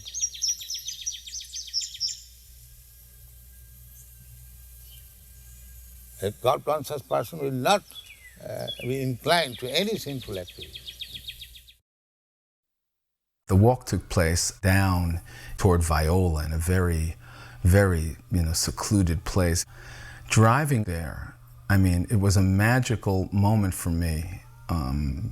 There's kind of a straight run, which is unusual on this road. And if you look off to your right, there's a beautiful valley. And on this particular morning, that valley was completely filled with fog. So much so that the ridge tops in the distance all looked like tiny islands floating out in a beautiful white ocean. And the sunrise was coming up behind those islands, a beautiful bright orange sun. And as I looked out at that spot, I thought it was the most beautiful morning scene that I had ever seen in my life.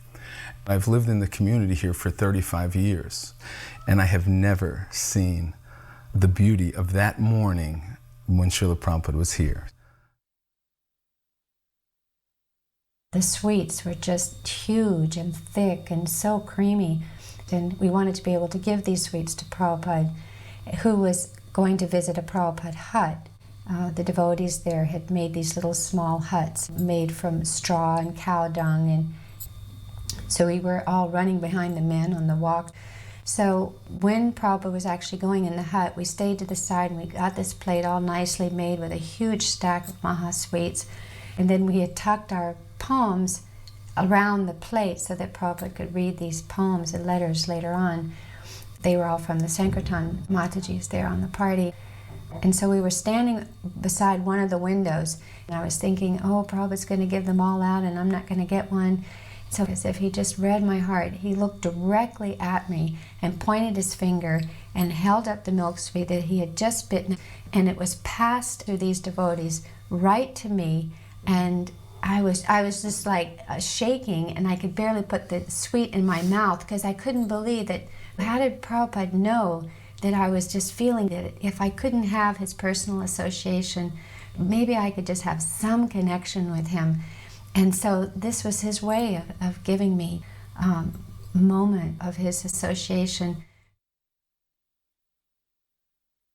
When the word got back that certain persons had been chosen to go with Kirtananda to meet Prabhupada at the airport, I wasn't the one. So I was quite unhappy, very unhappy. I was like devastated. But I decided, okay, I can't go, but let me cook for Prabhupada. So I started to make the para. And while I was cooking it, I was playing one tape of Bhardaraj. He sings so beautiful. And I was just feeling separation from Prabhupada. So I was just crying and cooking at the same time, which really doesn't work so good. And so I had finished the para. And then I looked at it and I realized that this doesn't look like good para. The texture was off, the color was off. So I thought, well, I can't offer this to Prabhupada. So let me offer what I had made for the deities. They were nice. So I put that aside. And then Radhanath Brahmachari, He was going around collecting the milk sweets and all the other sweets. So rather than taking the ones that I had set aside for Prabhupada, he took the other ones. So when I came back, I realized what happened. I said, oh God. I was thinking, Prabhupada's not even going to look at them. They're just so bad. And then the next day, Kirtananda, he hardly ever talked to me because he was always busy doing so many things. He made it a point to come and see me. He was like incredulous. He looked at me, he said, I saw Prabhupada do something that I've never seen him do before. He ate 3 of your para, one after another. There were some Sankirtan devotees who were bathing in a stream they thought was on our property and was some other guy's property, and they were arrested in their kopans or gumshas and taken to jail, and they spent the night in jail, and they went before the judge the next day, and the judge took one look at them and said, why have you arrested them? These are Swami's men, and immediately let them go. I remember that same judge came to see Srila Prabhupada, and even though he was a judge, he was in overalls or blue jeans or whatever it was. He was very casually dressed in boots. And he came right up and he dropped right on Prabhupada's lap a big grocery bag. And Prabhupada looked into the bag and looked up, and it was vegetables from the garden. The man had brought Prabhupada a sack of tomatoes and squash. And Prabhupada said, this is love, when someone brings you something from their garden. And the man was completely charmed by Prabhupada. I remember at one darshan, Srila Prabhupada pulled out a letter that had recently been received from a very, very important personality in India. And Srila Prabhupada gave the letter to the secretary to read. And he read the letter, and in this letter, the person was glorifying Srila Prabhupada for his translations of all the Vedic literatures, and just, appreciating how profound they were, and how they were obviously dictated by the Supreme Lord himself, because this could not have been done by any ordinary jiva, any ordinary living being, but someone who was really empowered. And I remember Srila Prabhupada's beaming smile. It was very innocent. Srila Prabhupada was always so, in many ways, he was so childlike and innocent. And he just smiled, and of course we all, Jai Srila Prabhupada, Jai Srila Prabhupada. This one evening, all the Sankirtan women were allowed to go and, have darshan and sit out in the front yard. I can't even remember what he was talking about. And then there was like a lull, and it was quiet, and everyone was just kind of sitting there, and he was just like looking at me, and he asked, are you all right? And I didn't quite think he was talking to me, because there was no reason for him to ask me anything like that. He just said it a few times. He looked at me again and said, are you all right? And then I finally said, are you talking to me? And he said, such a thin cloth, haven't you got a cloth? Because it was kind of chilly, and most of the devotees had chadars and sweaters and things, and he just asked if I needed a cloth. And I don't know what I said, something like, well, I had one, but not with me. Then he started talking to Kaladri, who was right there next to him, and told him that, you must find out if they have everything they need. The women need to be protected. He said, they will not ask. He said, you must ask them once a month and make sure that they are having everything they need. I just remember afterwards, like, a few of the devotees were crying and feeling like he just was so observant and concerned, and he just really does care about all of us.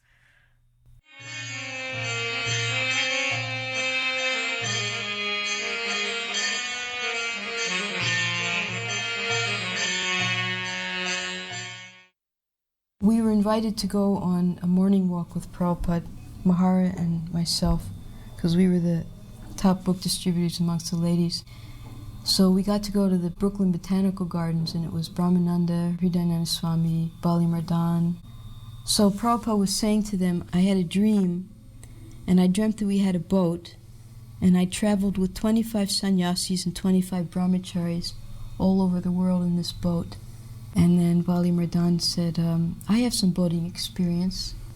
And Brahmana said, yeah, I also have some boating experience. Maybe we can go with you, Prabhupada. So they were laughing and they would like to go with Prabhupada on that boat to travel all over the world and in each port have Sankirtan. I was doing my surgical residency in Rochester, New York. Devotees were coming to us from Buffalo Temple and we heard that Srila Prabhupada would be coming for a day in New York City. So we drove to New York City almost 300 miles and went to Henry Street Temple in New York City. Srila Prabhupada was there. We listened to his class, then we were escorted to his room, his darshan room. And afterwards I asked Srila Prabhupada a question that I have been chanting for a couple years, but my mind goes hither and thither when I chant, how I could curb my mind. And Srila Prabhupada told me that you concentrate on the holy name and go on chanting, and by the power of the holy name, you will be able to overcome your wandering mind. So I took that instruction and I applied that instruction to some extent, and there was definite improvement in my chanting because of that instruction.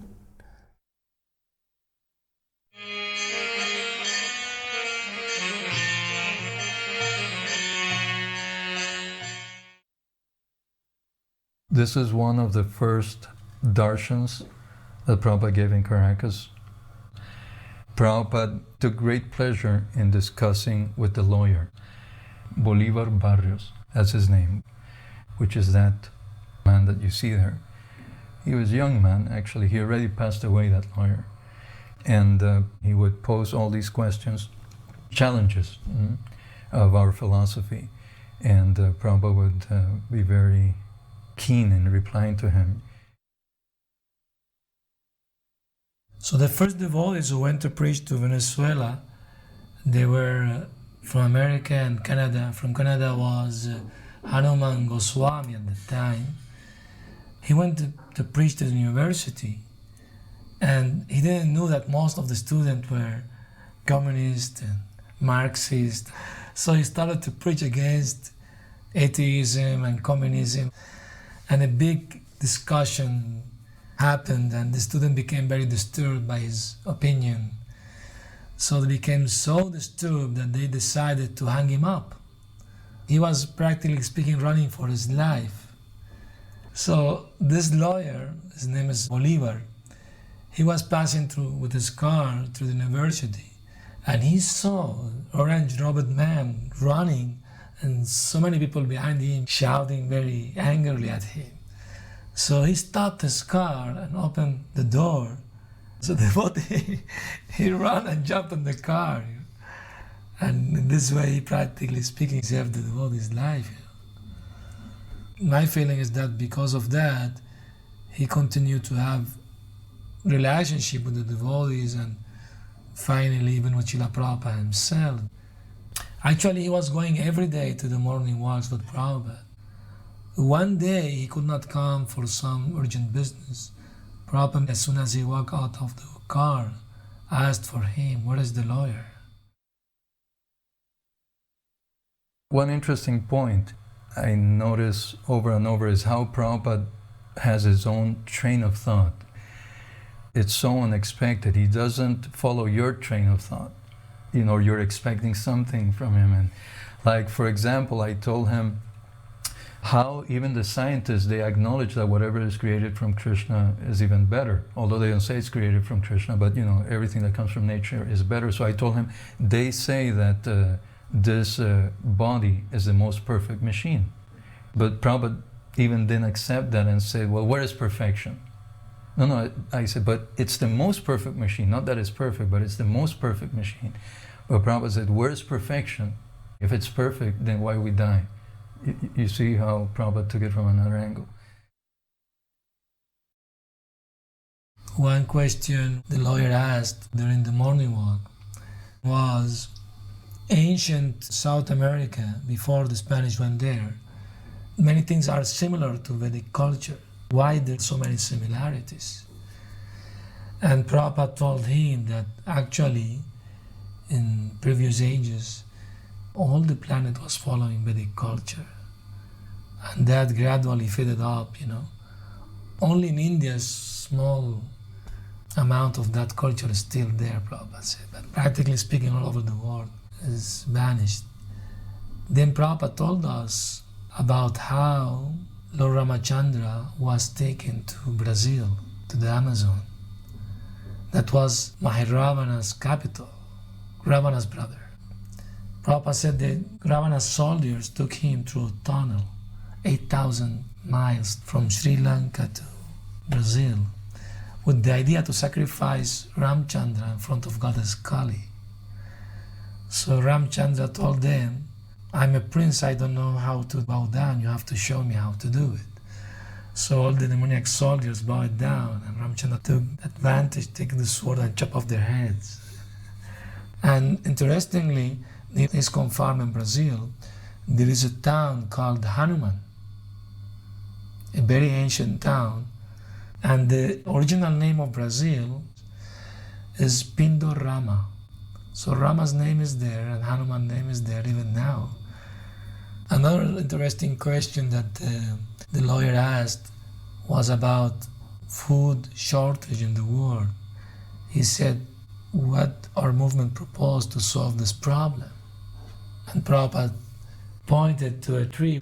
There was a small bird eating a fruit on a branch.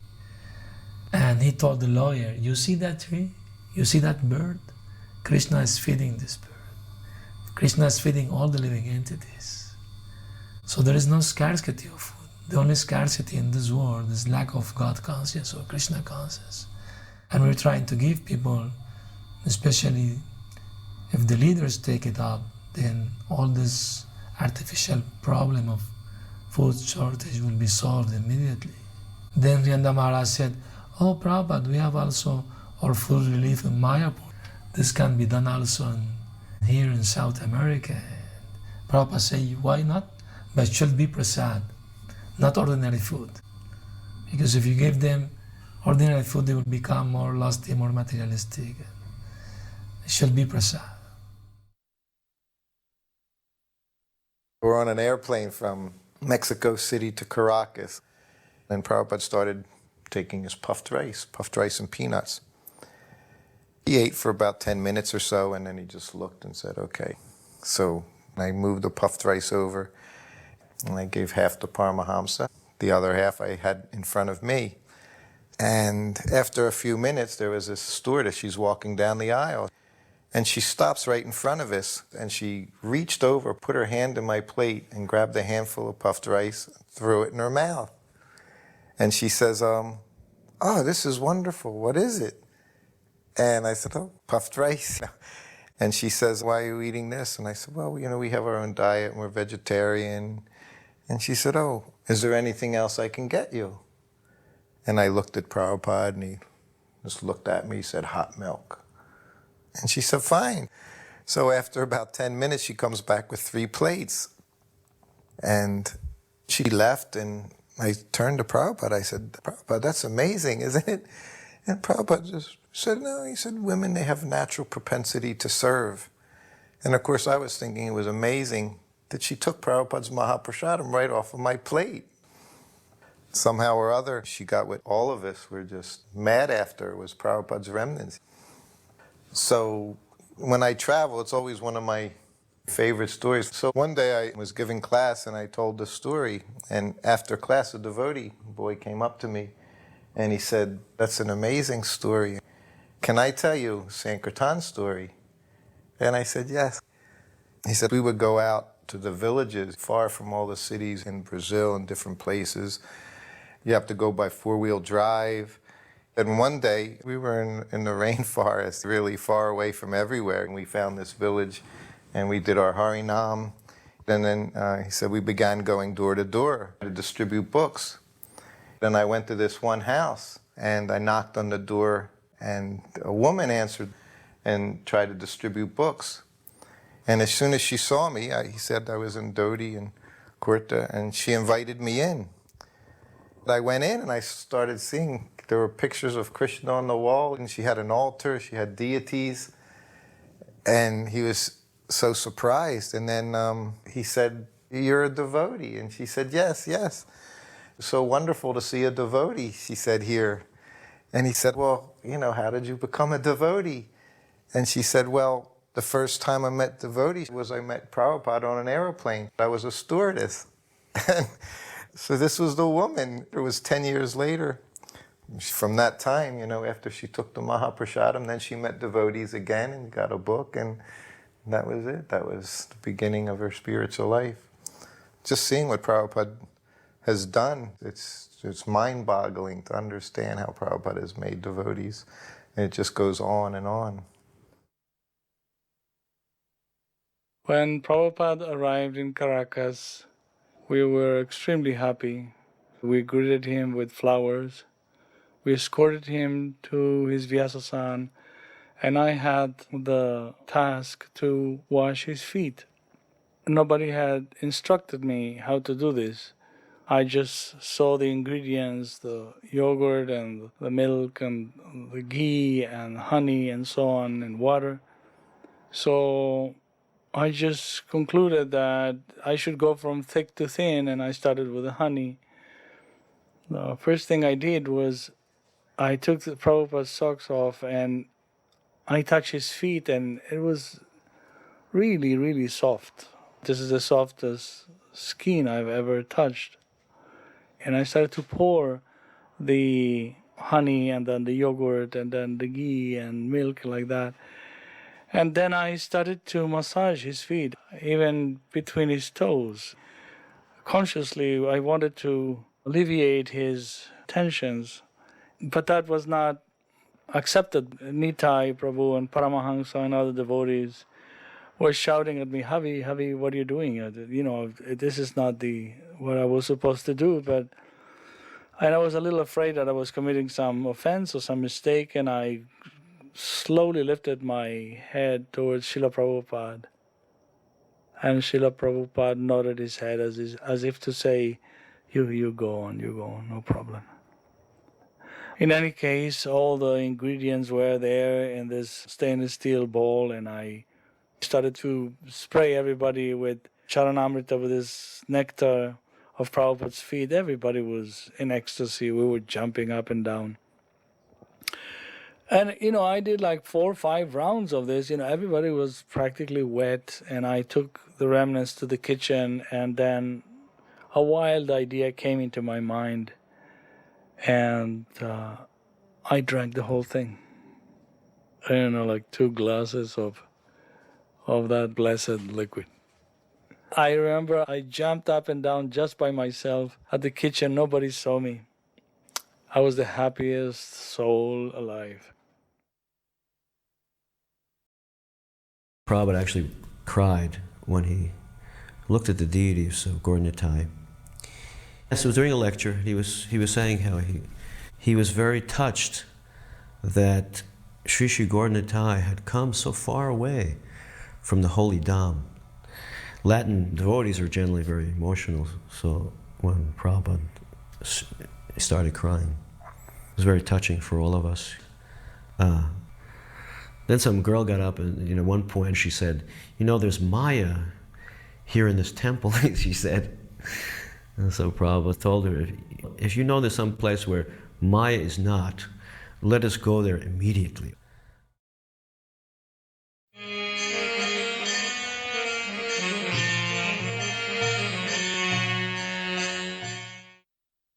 When Prabhupada arrived at the airport, it was a very ecstatic moment for me because I saw Atlanta Airport as being a place where Prabhupada performed his pastimes. So I always connected book distribution with Prabhupada performing his pastimes because I knew that service meant so much to him, and I always felt his presence when I was distributing books. And having him in the airport, the place where at one time more books were distributed than any other place on this planet, was very ecstatic because to me it was the Dham. And there he was in that place. It was overwhelming. I was just so ecstatic.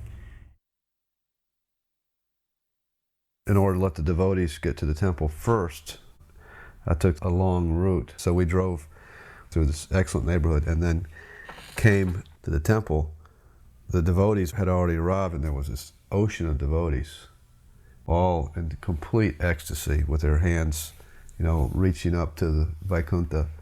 And Srila Prabhupada just beamed from ear to ear, just beamed. You could feel it in the car. You could just feel the ecstatic energy emanating from him. So as the car pulled up to the temple, Prabhupada got out, and no one's feet were on the ground. It was like, the part of the Bhagavatam where it describes in Maharaj Yudhishthira's kingdom, no one felt anxiety, no one felt the pain of hunger or thirst or separation from relatives or all these things that we are constantly disturbed by. At that time, no one felt it. You did not feel the pain of being in the material world. It was Vaikuntha. And Srila Prabhupada was the conductor of the orchestra, and we were all members of the orchestra playing our different parts. In Atlanta, Prabhupada began his lectures not by singing Jai Radha Madhava, but by singing Parama Karuna, Pahundwijana Nitai Gaurachandra, in a very slow, moving melody. The temple was not large, so it provided an intimate setting. And there, Prabhupada gave one particular lecture, which I'll always remember. The lecture only lasted 3 minutes. I was sitting right in front of him, and he began to explain how Lord Chaitanya, Lord Nityananda are so merciful. They're giving Krishna, although no one knows who is Krishna. And he urged, take shelter of Lord Chaitanya. As he was speaking like that, his voice full of wonder and devotion. Just 2 minutes into the lecture, his voice began to crack, and as I sat in front of him, I saw the tears shoot from his eyes like coming from a syringe. And then Prabhupada just stopped speaking and, without another word, climbed off the Vyasasana and left. And devotees who were with him when he went to his quarters said he didn't speak at all about what had happened.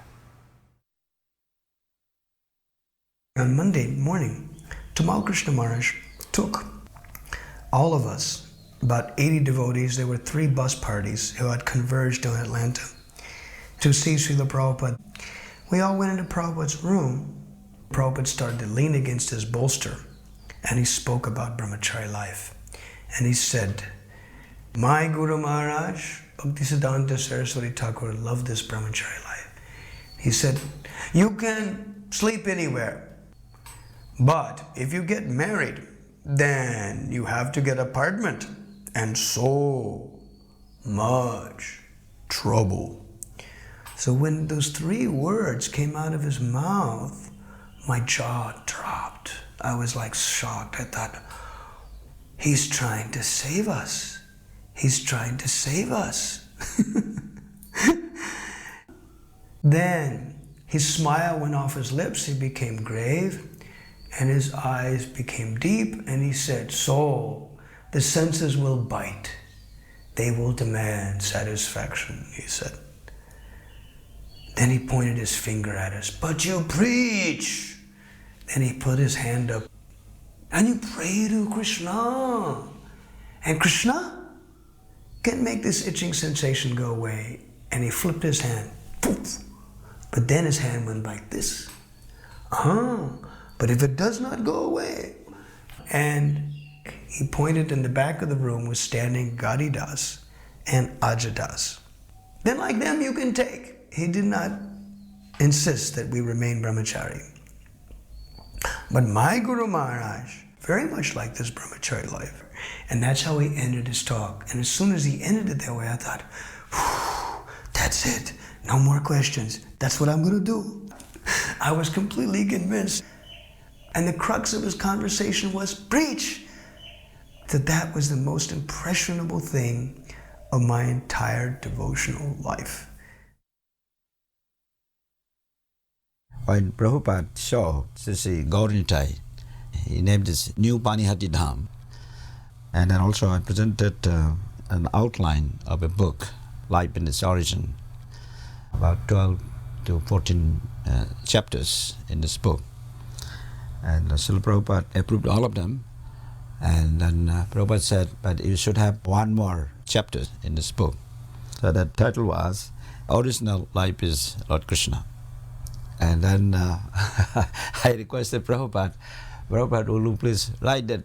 And Prabhupada said, yes, I'll write for your book. And we are supposed to write that book together, but it has not still come out yet. I'm praying Prabhupada's mercy. What I'm planning to do is get the compilations from Prabhupada's writings, and then try to put it together, that section. Original Life is Lord Krishna. You know that when one goes to see the spiritual master, one should have an offering, and so we found a wonderful old photograph of his Guru Maharaj, and we put it in a frame, and Kim beautifully decorated it with pearls and gold paint. It was quite attractive. He had entered the room and was sitting at the end of the room, and on either side were all the senior devotees and sannyasis, and Prabhupada looked to his disciples and he said, where is my Guru Maharaj? There was no photograph of his Guru in the room.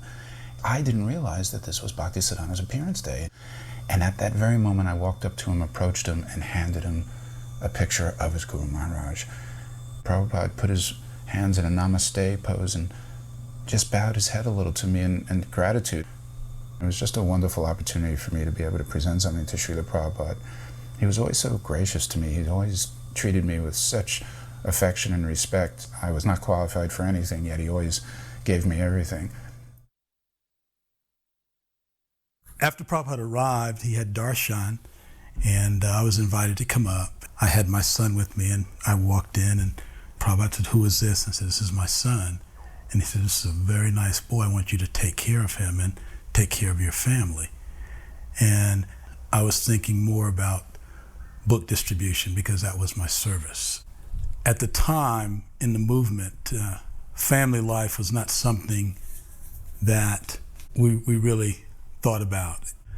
So later on, my son and daughter were put into prison. It was when that happened, I went back to that, and I heard that clear from Prabhupada, take care of your son, take care of your family, and I realized that I'd failed in that effort. So for 5 years, I did some soul searching. I wanted to really understand the true meaning of family. So I just felt inspired to try to establish an organization to deal with the issue of family. The organization that I've established, it's called Save the Family Foundation. The first thing that we try to do is establish the fact that God has to be the center. And if God is in the center, then there is a foundation on which to build the family on. And I've been able to do that, and now my son and daughter are doing very well. They're living productive lives. And going back to Prabhupada's instruction, that the way to really please my spiritual master is to take care of my son and take care of my family. So I've dedicated myself to that mission. When he offered arti to Bhaktisiddhanta Saraswati, I was looking from a great distance, and all I could see was an ocean of saffron and dundas. And being in a woman's body, I was so frustrated because I knew I wasn't going to get to see Prabhupada offer the puja, and I was Gaurnitai's pujari. So there's a window right beside where Prabhupada was, and I ran around the outside of the building and stood in the window so that I was facing Prabhupada, and I could see every expression, everything he did. And there were other women, they joined me. And then after he would offer the arti paraphernalia to Bhaktisiddhanta, he would turn and he'd offer right to us in the window. And as he was offering the conch shell with the water in it, Prabhupada was looking for the bowl to pour the water in. And he looked over at Balavanta and said, bowl, bowl. And Balavanta put his hands up in the air and went, Hari Bol, Hari Bol. And I was like, oh no, he wants a bowl. And Prabhupada, you could see that he was a little perplexed, what am I going to do with this water? And so he turned and he just poured it all over Tulsi Devi. And Balavanta said that Prabhupada asked him, who has dressed the deities? And he said, Titiksha. And he said, very nice. So when Balavanta told me, it's like at least I can take that with me, that I pleased him at least once.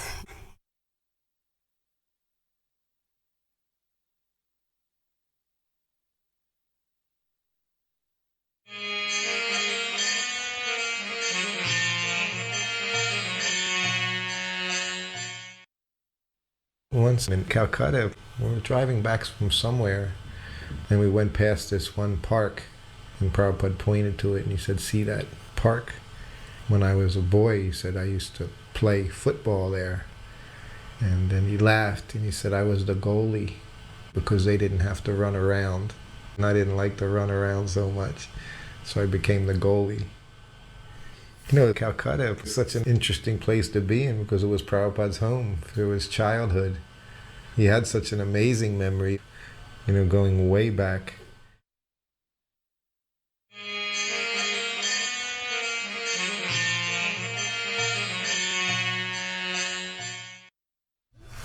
I remember the first time going to Mayapur with Prabhupada. It was just one carload of devotees. It was just Prabhupada, myself, his secretary, and or maybe 2 cars, you know, then a few other devotees, and we prepared prasadam and stopped at the mango grove. And it grew into a really big, you can see a really big ritual here with dozens of devotees. But it started out very simply, and it was a very beautiful place, and it was nice. It was like the halfway point on the way to Mayapur. The first time I went to Mayapur with Prabhupada, there was just a thatched roof Goshala where Prabhupada stayed. So things changed quite rapidly. And this, you know, also changed from just a few devotees into, you know, a caravan of vehicles headed to Mayapur. But again, the principle of it was always the same. Prabhupada taking prasadam. It's still, the same consciousness was there. Prabhupada sat quietly and honored prasadam. Krishna Hare Hare Hare Krishna Hare Krishna Krishna Krishna Hare Hare.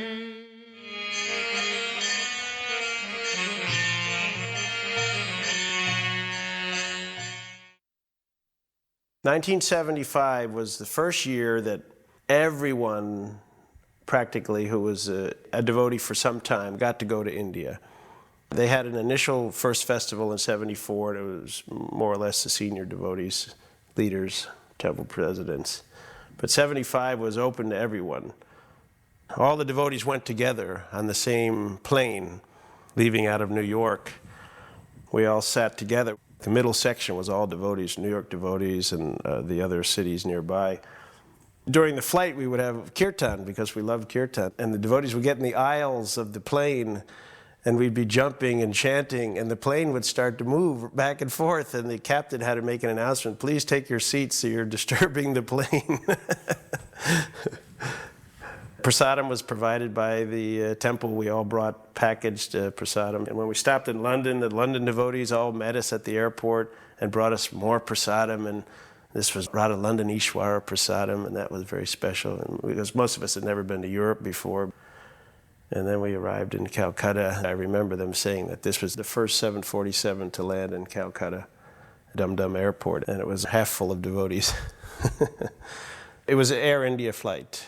Because I remember on the inside of the plane, they had the depictions of the Rasa Leela as the decorations on the walls, Krishna and the gopis, and the stewardesses all wore saris.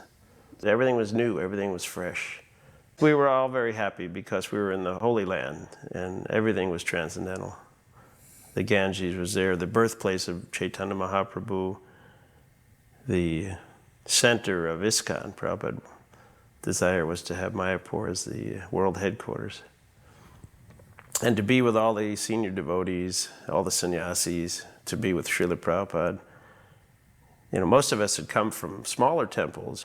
A lot of temples were 10, 15 devotees. I was in New York, we had a lot of devotees, but a lot of temples were small. So to be with this many devotees was very special. and just nonstop classes with Prabhupada, going to special holy places, bathing in the Ganges, reading the Chaitanya Charitamrita for the first time. This was like a trip to the spiritual world. It was something very special. Srila Prabhupada, when he would come, it was such a momentous occasion for everybody. I mean, the devotees would be waiting and waiting, and he'd come in a caravan of cars. I remember that sometimes there'd be lookouts on the top of the building watching to see when Prabhupada was coming. And then when you could see him, his car coming around the corner from a distance, they'd set off a firecracker.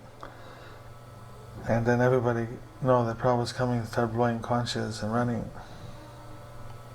And when the news came, sometimes the devotees would run out several hundred meters from the temple to receive Srila Prabhupada, and then walk with him with a huge kirtan, and then accompany Prabhupada all the way to the temple.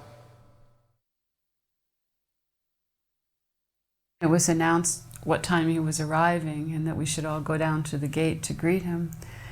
And I'd never seen the temple like so beautiful as they had it ready, you know, for Prabhupada's arrival. I mean, every morning, halfway through japa, just before the greeting of the deities, they would clear everybody out and then they would clean it really nice. But the day that Prabhupada was arriving, I remember that Bhavananda had put whole banana trees on either side of the deity room with Radha Madhava and Mahaprabhu. And it just is incredibly aesthetically beautiful. It was so clean. And then, of course, Prabhupada didn't arrive on time. There was some communication problems. So finally they heard somewhere where Prabhupada had stopped and, you know, a new time he would arrive. And when he arrived, you saw all the cars coming up the road. Of course, there was always a problem for the ladies. The men were like always really pushy about being up in front, and I remember always wanting to be like a little closer without, you know, getting in and having a fist fight or something like that. But when Prabhupada arrived and he came in, I remember the car behind, Pishima was in it. And so she came in, and I never knew her or met her, and I wasn't even sure who she was, and then someone told me who she was. And I noticed how after Prabhupada offered obeisance to the deities, everyone crowded down around the Vyasa-san. But Pishima came in and she went up by the deities and settled herself, and she was opening her bag and getting little things there. And so I went over and sat there and thought, well, this is very nice. I'm right here. Here's the deities. I can actually see Prabhupada. And I have no problem because I'm under a speaker, so I can hear him. So it really made the whole rest of the visit in Mayapur peaceful for me, because it wasn't really necessary to, you know, physically get in a fight or something to try to squish right up next to him. Actually, it was a nice position. And I actually then got an appreciation of seeing Prabhupada surrounded by all the devotees. So I always liked that, just appreciating seeing him happily surrounded by the devotees. The best time of the day is actually when Prabhupada came for the morning program. He'd go out for a morning walk, and Prabhupada would always come back exactly the same time for darshan. And that's quite difficult. Oftentimes he went down to the Ganga, he went over to the Jalangi side, across all the rough grounds and everything, where there's no proper roads. But somehow or another, he would always come back exactly on the same time. The temple would be completely clean. No one would be allowed in the temple before Prabhupada came. No one could step foot on the marble after it had been cleaned. And they would have flowers outside the gate showering when Prabhupada came. And then Srila Prabhupada would come in and he would walk towards Radha Madhava. And he would come and take darshan and look at Radha Madhava. Sometimes he would say different things. One time he said that Radha Madhava, they are dancing. And another time he said, you see how Radharani, she's holding her right hand out with the thumb and the forefinger touched. She's offering a tambola pan. Sometimes you see Radharani, she's got her palm held out forward, giving benediction, blessing. He said, when Radharani is holding this, offering this pan to Krishna, he said, Krishna can never leave. That was a big conversation at one morning walk, World War III. So the devotees, everyone just got real close, and started probing. And Prabhupada said the war would start between India and Pakistan. Then Prabhupada said after the war, the preaching would be very good. The devotees were saying, well, what should we do? Should we start the farm? And Prabhupada was saying yes. And he said, but we don't care. He looked up into the sky and he said, we'll just look up and see the bomb. Here comes Krishna. Same thing in Mayapur when the snake was there. He said, we don't care. If Krishna wants to save you, no one can kill you. If Krishna wants to kill you, no one can save you. So he didn't express any concern on our part, but just it was in reference to preaching, how the war would affect preaching and how it would be better after the war. Not that we were afraid of the war or death. But one walk, when we used to walk in those little single files, like along the little paths, between the paddies, he said something to the effect like, Prabhupada, how do we understand that the spiritual master knows everything? And Prabhupada said, no one can know everything. Only Krishna knows everything. He said, but the spiritual master knows whatever Krishna wants him to know. And then he also said, the spiritual master knows everything that his spiritual master has given him. So in that sense, he knows everything.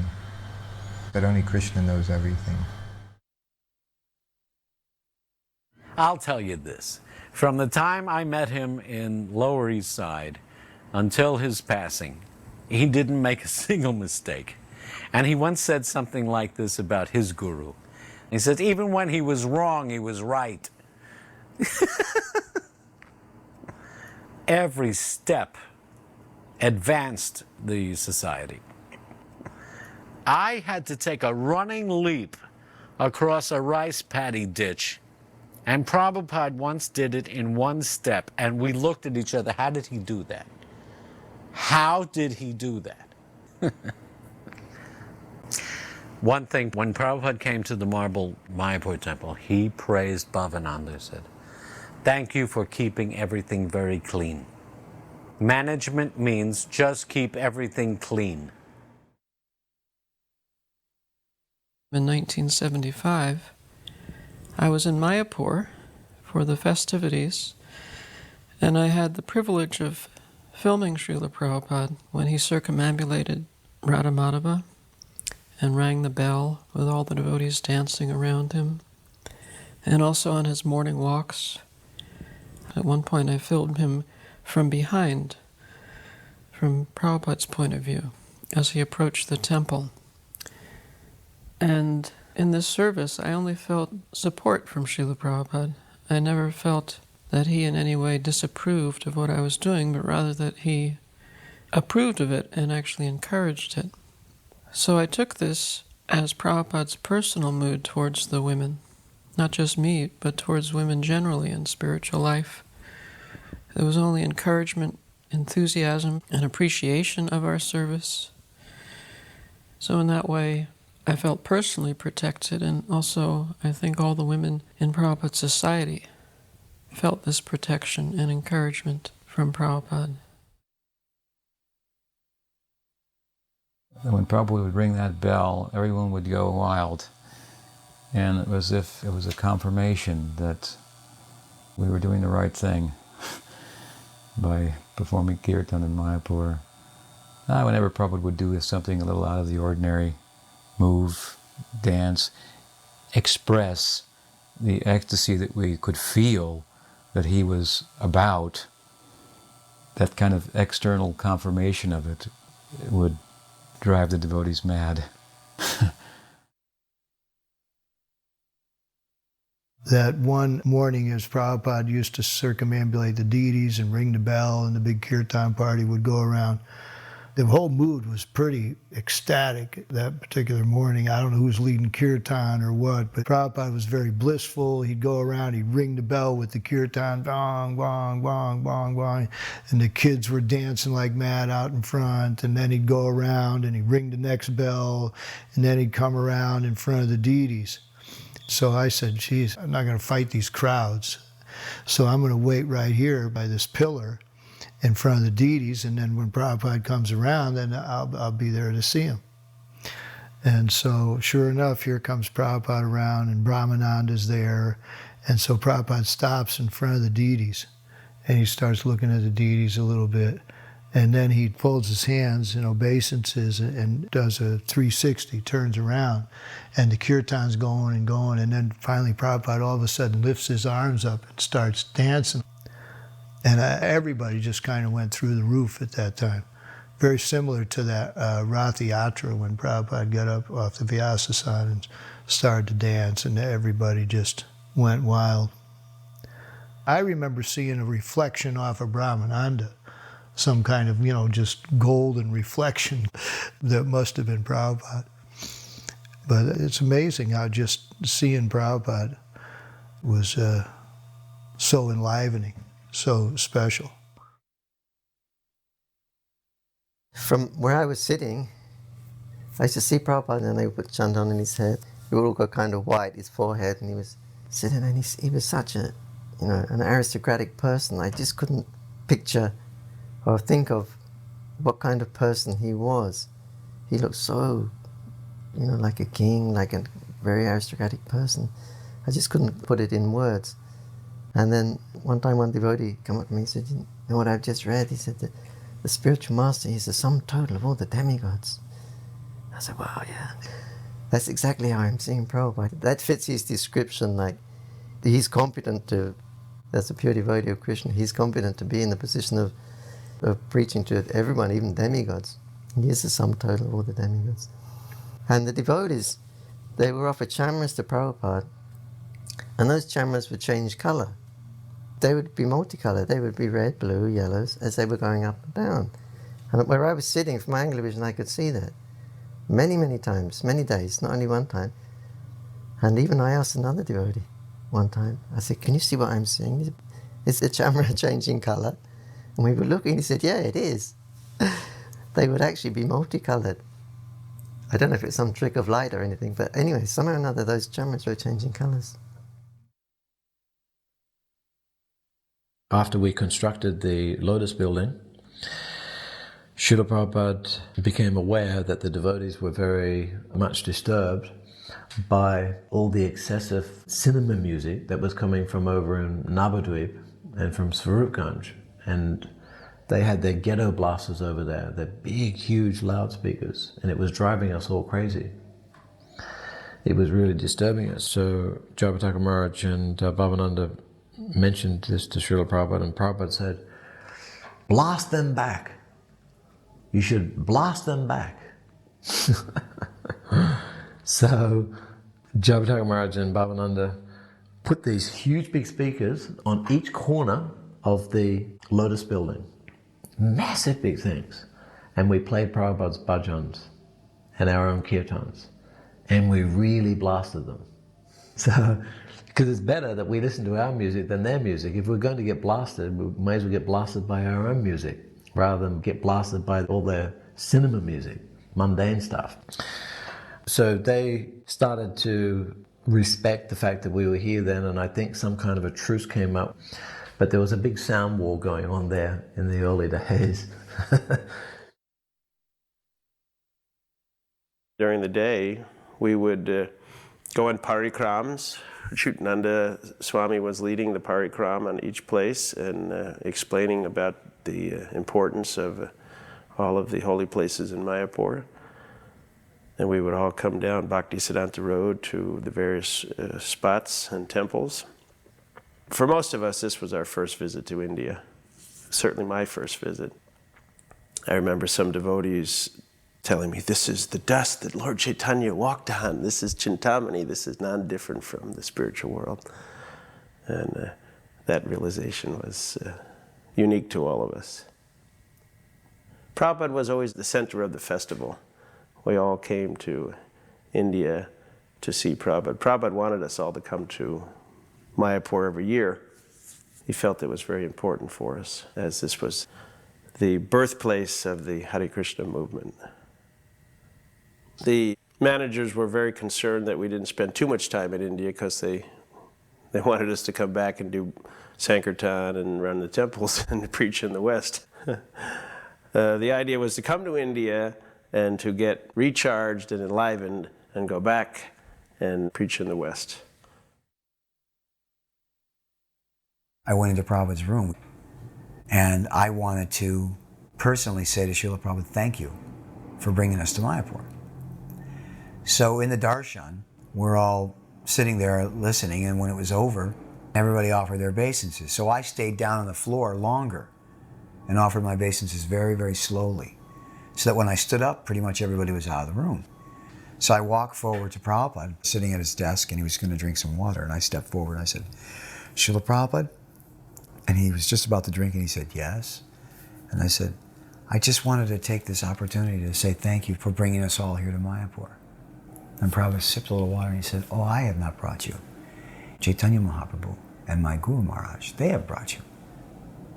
He said, Mayapur, Vrindavan, this is your home. The West, that is for preaching. And he drank some water. And when he stopped drinking the water, he looked back at me, he smiled, he said, or for sense gratification. He said, so you come every year, take inspiration here in the Holy Dham, and then go back to the West and preach vigorously, and then come back again and take inspiration. One day on the veranda outside his room at Mayapur, Prabhupada was saying to us, you have all been sent by Bhakti Siddhanta Saraswati Thakur to help me in spreading this mission. And I said, Srila Prabhupada, how can that be? I said, we were born into the most low kinds of families, raised on meat and all sorts of abominable things. How could we have been sent by Bhakti Siddhanta Thakur? And Prabhupada looked at me and he said, that was only superficial. When you heard the holy name, you immediately came running. In Los Angeles, Srila Prabhupada had told us that we should come to the Mayapur festival to perform 5 Krishna Lila and 5 Chaitanya Lila. And we were to collect as much as we could individually to pay for the trip, and whatever we couldn't collect, he would pay from his trust. So we rehearsed every day. Then we got to Mayapur. We performed, and there was some complaint from the sannyasis of having women performing. I think Sadarupa was playing Krishna. So there was a little bit of upset, and the performances were stopped. We didn't know quite what to make of that. It was a very difficult period because we thought, why doesn't Prabhupada just tell them that we're doing it anyway? Most of us just accepted it. But there was one of the members that had a really hard time accepting that and ended up leaving. One thing that I had learned up to that point, that sometimes Srila Prabhupada would make a decision that I couldn't understand, and I learned that the best thing to do is just to think, well, I don't understand it now, but maybe in the future I'll understand it. So just to be able to understand the fact that I don't know everything. With my rebellious nature, it was tough, but I did it. When I was cooking for Prabhupada, every day after he would finish eating, all the remnants, I'd put them all on a big thali, and I'd walk the 3 floors of the Lotus building where the deities were in. And everybody knew that time of day that his remnants were coming out. So everybody would kind of just hang out on the verandas talking. And the interesting thing was, everybody was so picky. No, give me this. No, I don't want that. Give me that. And this went on every single day, and picking and choosing what they wanted. So I literally hated it, and it took me over an hour to distribute this. And one day, after weeks of doing this, Prabhupada said to me, when you distribute my remnants, I want you to take everything and mix it. And I didn't say a word to him. I was annoyed or bothered. So he said, mix it. I've kneaded it like bread. I mean, I was like, oh yeah. Poured them all in, and I mixed the shukta, the sweet rice, the dal, everything. And then I went around, and after 2 days of this, it'd be a ghost town. I'd be finished within 5 minutes walking all the floors. So I would go back and I'd eat the entire plate. And it was absolutely like heaven. I loved it. I don't care if it was sweet rice or shukta. I mean, it was heavenly. And then after a few days, Prabhupada, I was clearing his plates at lunch. He looked at me and he's, picking his teeth and sitting there. And he goes, so, you are mixing? I said, yes, Srila Prabhupada, this is a very good system. He just, okay.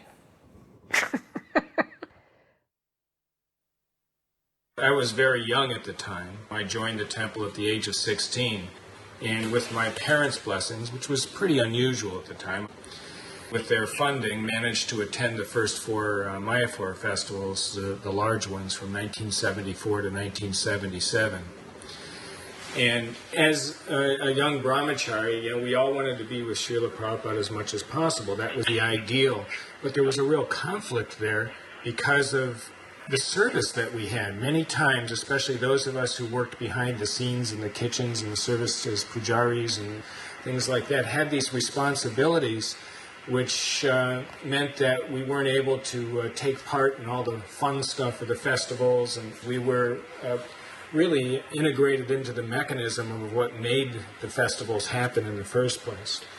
But what we discovered, the association with Srila Prabhupada, was in everything that we did. He had created the whole festival. Everything about being there was in some form manifested by his desire.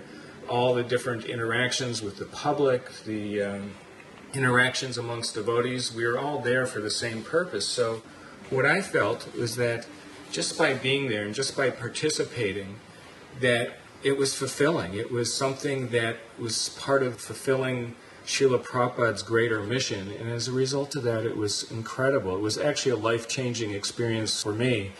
And it gave me something that I've kept with me my whole life as far as perspective and direction. Prabhupada was speaking in the Bhagavatam class one morning. And at a certain point in the lecture, he went into this kind of ecstatic trance. He was clearly very alert. It wasn't that he appeared in any way to be dozing. His eyes were just closed. And he appeared to be ruminating very deeply. But he was silent for a long time. And everybody in the temple room was dead silent. It was a very, very poignant moment where everyone was in utter state of attention and nothing was being said. Everybody was just waiting for Prabhupada to do something. And nobody dared make a sound. And after what seemed like much longer, but was probably a minute or two, Hansaduta started chanting Nama Om Vishnu Padaya, and just sort of broke the moment. And Prabhupada kind of shook his head and indicated to go on chanting. So then Prabhupada went up to his room, and then this big argument started, downstairs and outside Prabhupada's quarters with the different devotees. They were all speculating on what the proper etiquette was when your spiritual master goes into ecstasy on the Vyasa-san. Some devotees were saying we should have just sat there and waited for him to open his eyes again, and others said, no, you should chant Hare Krishna, chanting Hare Krishna is always proper. So anyway, it went on, and disagreement was there, so then we just had Prabhupada. You would just go to Prabhupada and ask him. You could always get the final answer. We could fight, and no one would ever agree. So anyway, Brahmananda was his secretary at the time, so we went into Prabhupada's room, and he said, Prabhupada, downstairs this morning when you went into ecstasy on the Vyasa-san, and Prabhupada just looking at you, and he said, well, we were wondering what's the proper thing to do when you do that. And Prabhupada got just shy and humble and said, I don't do that very often. He said, no, Prabhupada, it's all right. But when you do it, he said, what should we do? Should we just sit there and wait for you, or should we start kirtan? Should we start chanting? And Prabhupada said, you can chant Hare Krishna. And that was it. But we were so silly, you know. It would have been nice just to sit there, even if it was an hour, you know, it would have been wonderful. Because when Prabhupada went into ecstasy, you couldn't help but, on some level, feel ecstatic symptoms yourself. Just knowing Prabhupada was in ecstasy like that, had gone inward like that, was enough to make you feel some bliss. So sitting and watching was nice. There was an incident with Siddha Swarup in Mayapur, and the devotees were reporting to Prabhupada about something that had happened. So Srila Prabhupada said words to the effect that, I consider that if he has come from so far away to see me, there must be some love there. And he said, Krishna's love is unconditional, that no matter what you do, still I love you. He said his love is like the father's love for the son. No matter what the son does, the father always loves him. So Prabhupada is always, was always accepting and always willing to forgive. That was a unique quality about Srila Prabhupada, that he had no animosity or enmity towards anyone at all. Prabhupada was walking down the road from the Lotus building to the front gate, and we had planted some banana trees, and one of the banana trees was turning yellow, and Prabhupada stopped and looked at it, and he looked at me and he said, when you are head of the ashram, you are responsible for feeding all the residents of the ashram. This tree needs water. He said, plants live on water, that's their food. So you are responsible not just for the human residents, but all the residents. He said, you make sure that this tree receives water. I remember that every morning Srila Prabhupada was lecturing on the first 14 shlokas of the Chaitanya Charitamrita. And that first chapter and that first volume had just recently been released. So Srila Prabhupada was now lecturing so wonderfully on the mood and pastimes of Mahaprabhu and the Samkirtan movement. And I can remember on one occasion, on one day, he was saying that this Krishna consciousness movement, now we have just a few gurus, but in the future there will be hundreds of gurus, and then there will be thousands of gurus. And as he was declaring this, then all the devotees were cheering, all the hundreds of devotees there were cheering, Jai Prabhupada, Jai Prabhupada. But those first 14 days in Mayapur with Srila Prabhupada, oh, it was such a opportunity that I can never forget.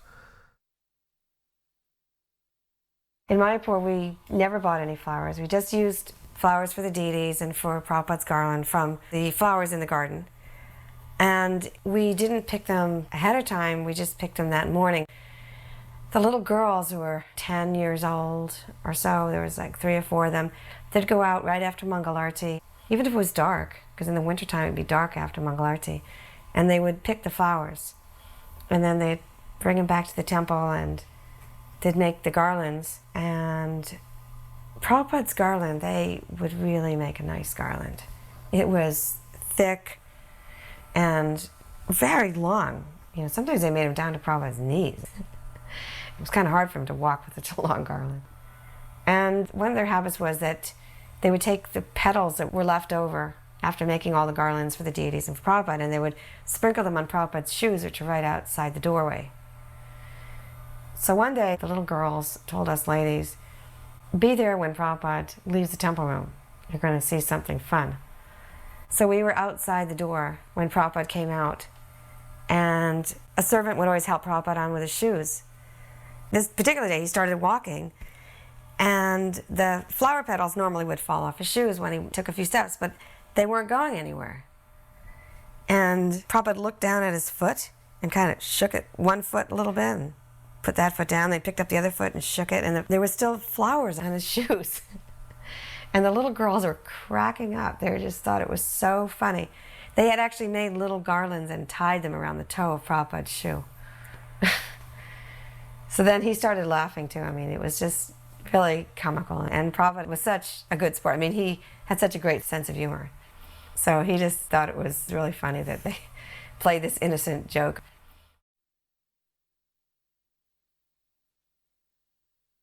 I remember one evening the Manipuri dancers came to perform in front of all the devotees and Srila Prabhupada. And this is perhaps even the very first time I think Swarup Damodar Maharaj had organized. And they were performing a kind of Ras Leela dance. Now, Prabhupada was sitting and watching this in the temple room, and he was surrounded by many sannyasis, and of course there were many, many brahmacharis as well during that time.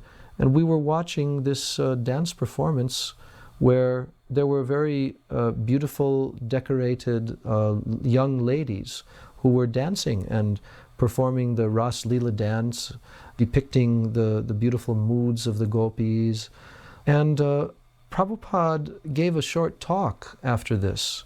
He was mentioning how Chaitanya Mahaprabhu, would never actually look. He was very, very strict. And especially he was very strict with his renunciate devotees, that they should not associate with the opposite sex. And I think Srila Prabhupada was making this point because he could understand and see that this was an unusual experience for a lot of the renunciate devotees who were there, and perhaps it was a bit of a test for them. So Prabhupada mentioned like this, and he said, but at the same time we appreciate very much, we're very thankful that these dancers have come, they're very, very good devotees of Krishna, and this tradition is a very old tradition in their country. They're very, very expert at depicting the Ras Leela dance of Radha and Krishna. The Congress government was in power in West Bengal. I was very much interfacing with the VIPs, ministers and others, and the education minister, one Mrityunjoy Banerjee, I invited him to Mayapur when Prabhupada was there. And I told Prabhupada just before I brought him in, I've brought the education minister of West Bengal and he's here. Can he come in and speak to you? Prabhupada said, yes, bring him in. And I brought him in and he kind of gave his shrug obeisances, and Prabhupada bade him to sit down right in front of his desk there in his room. And then I said, Srila Prabhupada, this is the Honorable Minister of Education for West Bengal. And then the man looked at Prabhupada, and then Prabhupada just looked at him and said nothing. To the point where I flinched, I was embarrassed. I thought maybe he didn't hear me. So I said, Srila Prabhupada, this is the Education Minister of West Bengal. And then Prabhupada, he looked at the man and he said, that is not education. And then I almost died. And then Prabhupada fell silent again. And then a few words were said, and then it was all over. I took him out. But Prabhupada, of course, gave a couple of qualifying sentences to say what is real education is understanding the difference between the body or matter and the soul, and explained a little to the fellow that this education should also be distributed. But sometimes Prabhupada just could pin a guy who he was, and it wasn't simply worth it to go beyond that point. Srila Prabhupada wrote this book called Gita Gan, Bhagavad Gita. Srila Prabhupada wrote in Bengali poetry. It's a very nice book.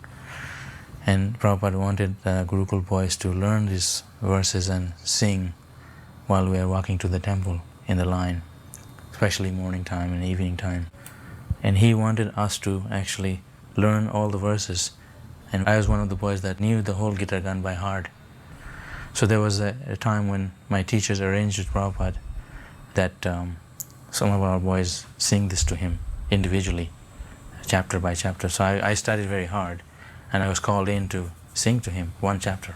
And I sang to him a whole chapter. And there were some other boys as well, but individually we came. So that's one of the things that pleased Prabhupada very much. Because Prabhupada would always smile And then he would give us a coconut laddu. His smile made us more happy, and the enthusiasm to learn more the next time he came. On Guru Purnima Day at about 11:30 in Srila Prabhupada's room in the Lotus building, there was about 5 other devotees got Brahman initiation as well. Padmalochan was one of them. Before going in to see Srila Prabhupada, I was thinking that this is my chance to ask Srila Prabhupada some questions. And underneath it I was thinking that perhaps I can also just show him that I've got some intelligent questions. You know, that I'm a thoughtful devotee. I wanted to show him that I had some intelligence, basically. That's why I was mustering up this question, that question, and so on and so forth. But I really wanted to know the answers to the question as well. So that was how I was thinking. When I walked through that door and I saw Srila Prabhupada, my mind went completely blank. Completely. I thought, God, Krishna, what's happening to my brain? I'd just forgotten everything. Because normally I'm quite talkative, you know, I can talk. But Krishna just completely took away all my talking ability. Completely. And Srila Prabhupada motioned me to come over, and he says, you know, recite this mantra after me. So I recited, you know, went through all the Gayatri mantras with him. And then I thought, now's my time to ask the questions. And still, I couldn't think of anything, not anything. And I thought, if I do try to think of something, I'm going to look really stupid. So I just kind of said, thank you very much, Srila Prabhupada. And I walked out, and then the next devotee walked in. And then I went straight down to the Ganges, and I chanted my first Gayatri mantra, and it was such an experience. That first Gayatri mantra that I chanted at the edge of the Ganges. As I was studying Prabhupada's books later, I came across one statement by Srila Prabhupada where he says that if a disciple presents himself anything other than a fool before his spiritual master, then he goes to hell. Because here I was actually trying to present myself as not being a fool. Foolishly, you know. But Krishna saved me because Krishna just completely blanked me.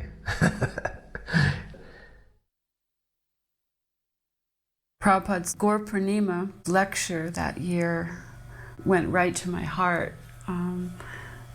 You know how you have that experience that even though there's a whole crowd, the whole temple room was filled with devotees, that nevertheless he's speaking directly to you because of what I had gone through in the festival and attempts about deities and things that are my own story. I felt that the questions were answered, and Prabhupada said, people are trying to worship Radha and Krishna. He said, I was walking in Calcutta and I saw in a bookstore, there was a picture of Radharani on the cover of Bhagavad Gita. On the cover by herself. And then he said how actually Radharani is not even mentioned in Bhagavad Gita. Not only was it a picture of Radharani, had her in a very like unchaste way, you know, with her hair hanging and with no Krishna. That was the cover of Bhagavad Gita. And he said, people want to worship Radha and Krishna, but they don't even know who Krishna is. And then he said, it's not possible to worship Radha and Krishna until first you know who Krishna is. And if you want to worship Krishna, then first you have to understand Lord Chaitanya. And don't think that you can worship Lord Chaitanya without first worshiping Nityananda. And then he said, and don't think that you can worship Nityananda until first you follow in the footsteps of the 6 Goswamis. He would continue on. I mean, there was interviews. And then he said, and don't think that you can ever follow in the footsteps of the 6 Goswamis until first you follow the order of the spiritual master.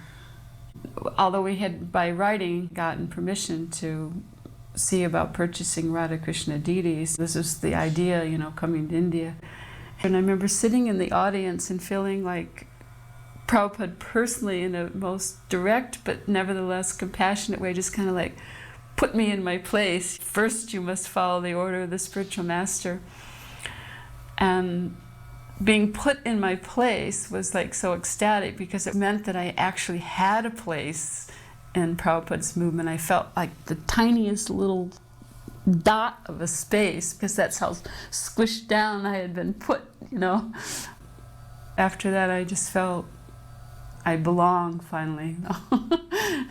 That was like the most ecstatic lecture that I'd ever heard. It was Gaur Purnim evening, early evening, and the moon was rising. So Lord Chaitanya's moon was rising. We were walking close to the mandir, and we just glanced up, and there was Srila Prabhupada outside of his quarters, and he had his arms on the balcony. His head was resting on the back of his hands, and he was just watching the moon rise. And we just immediately paid our obeisances, but it was just so beautiful to see him looking at Lord Chaitanya's moon in Mayapur.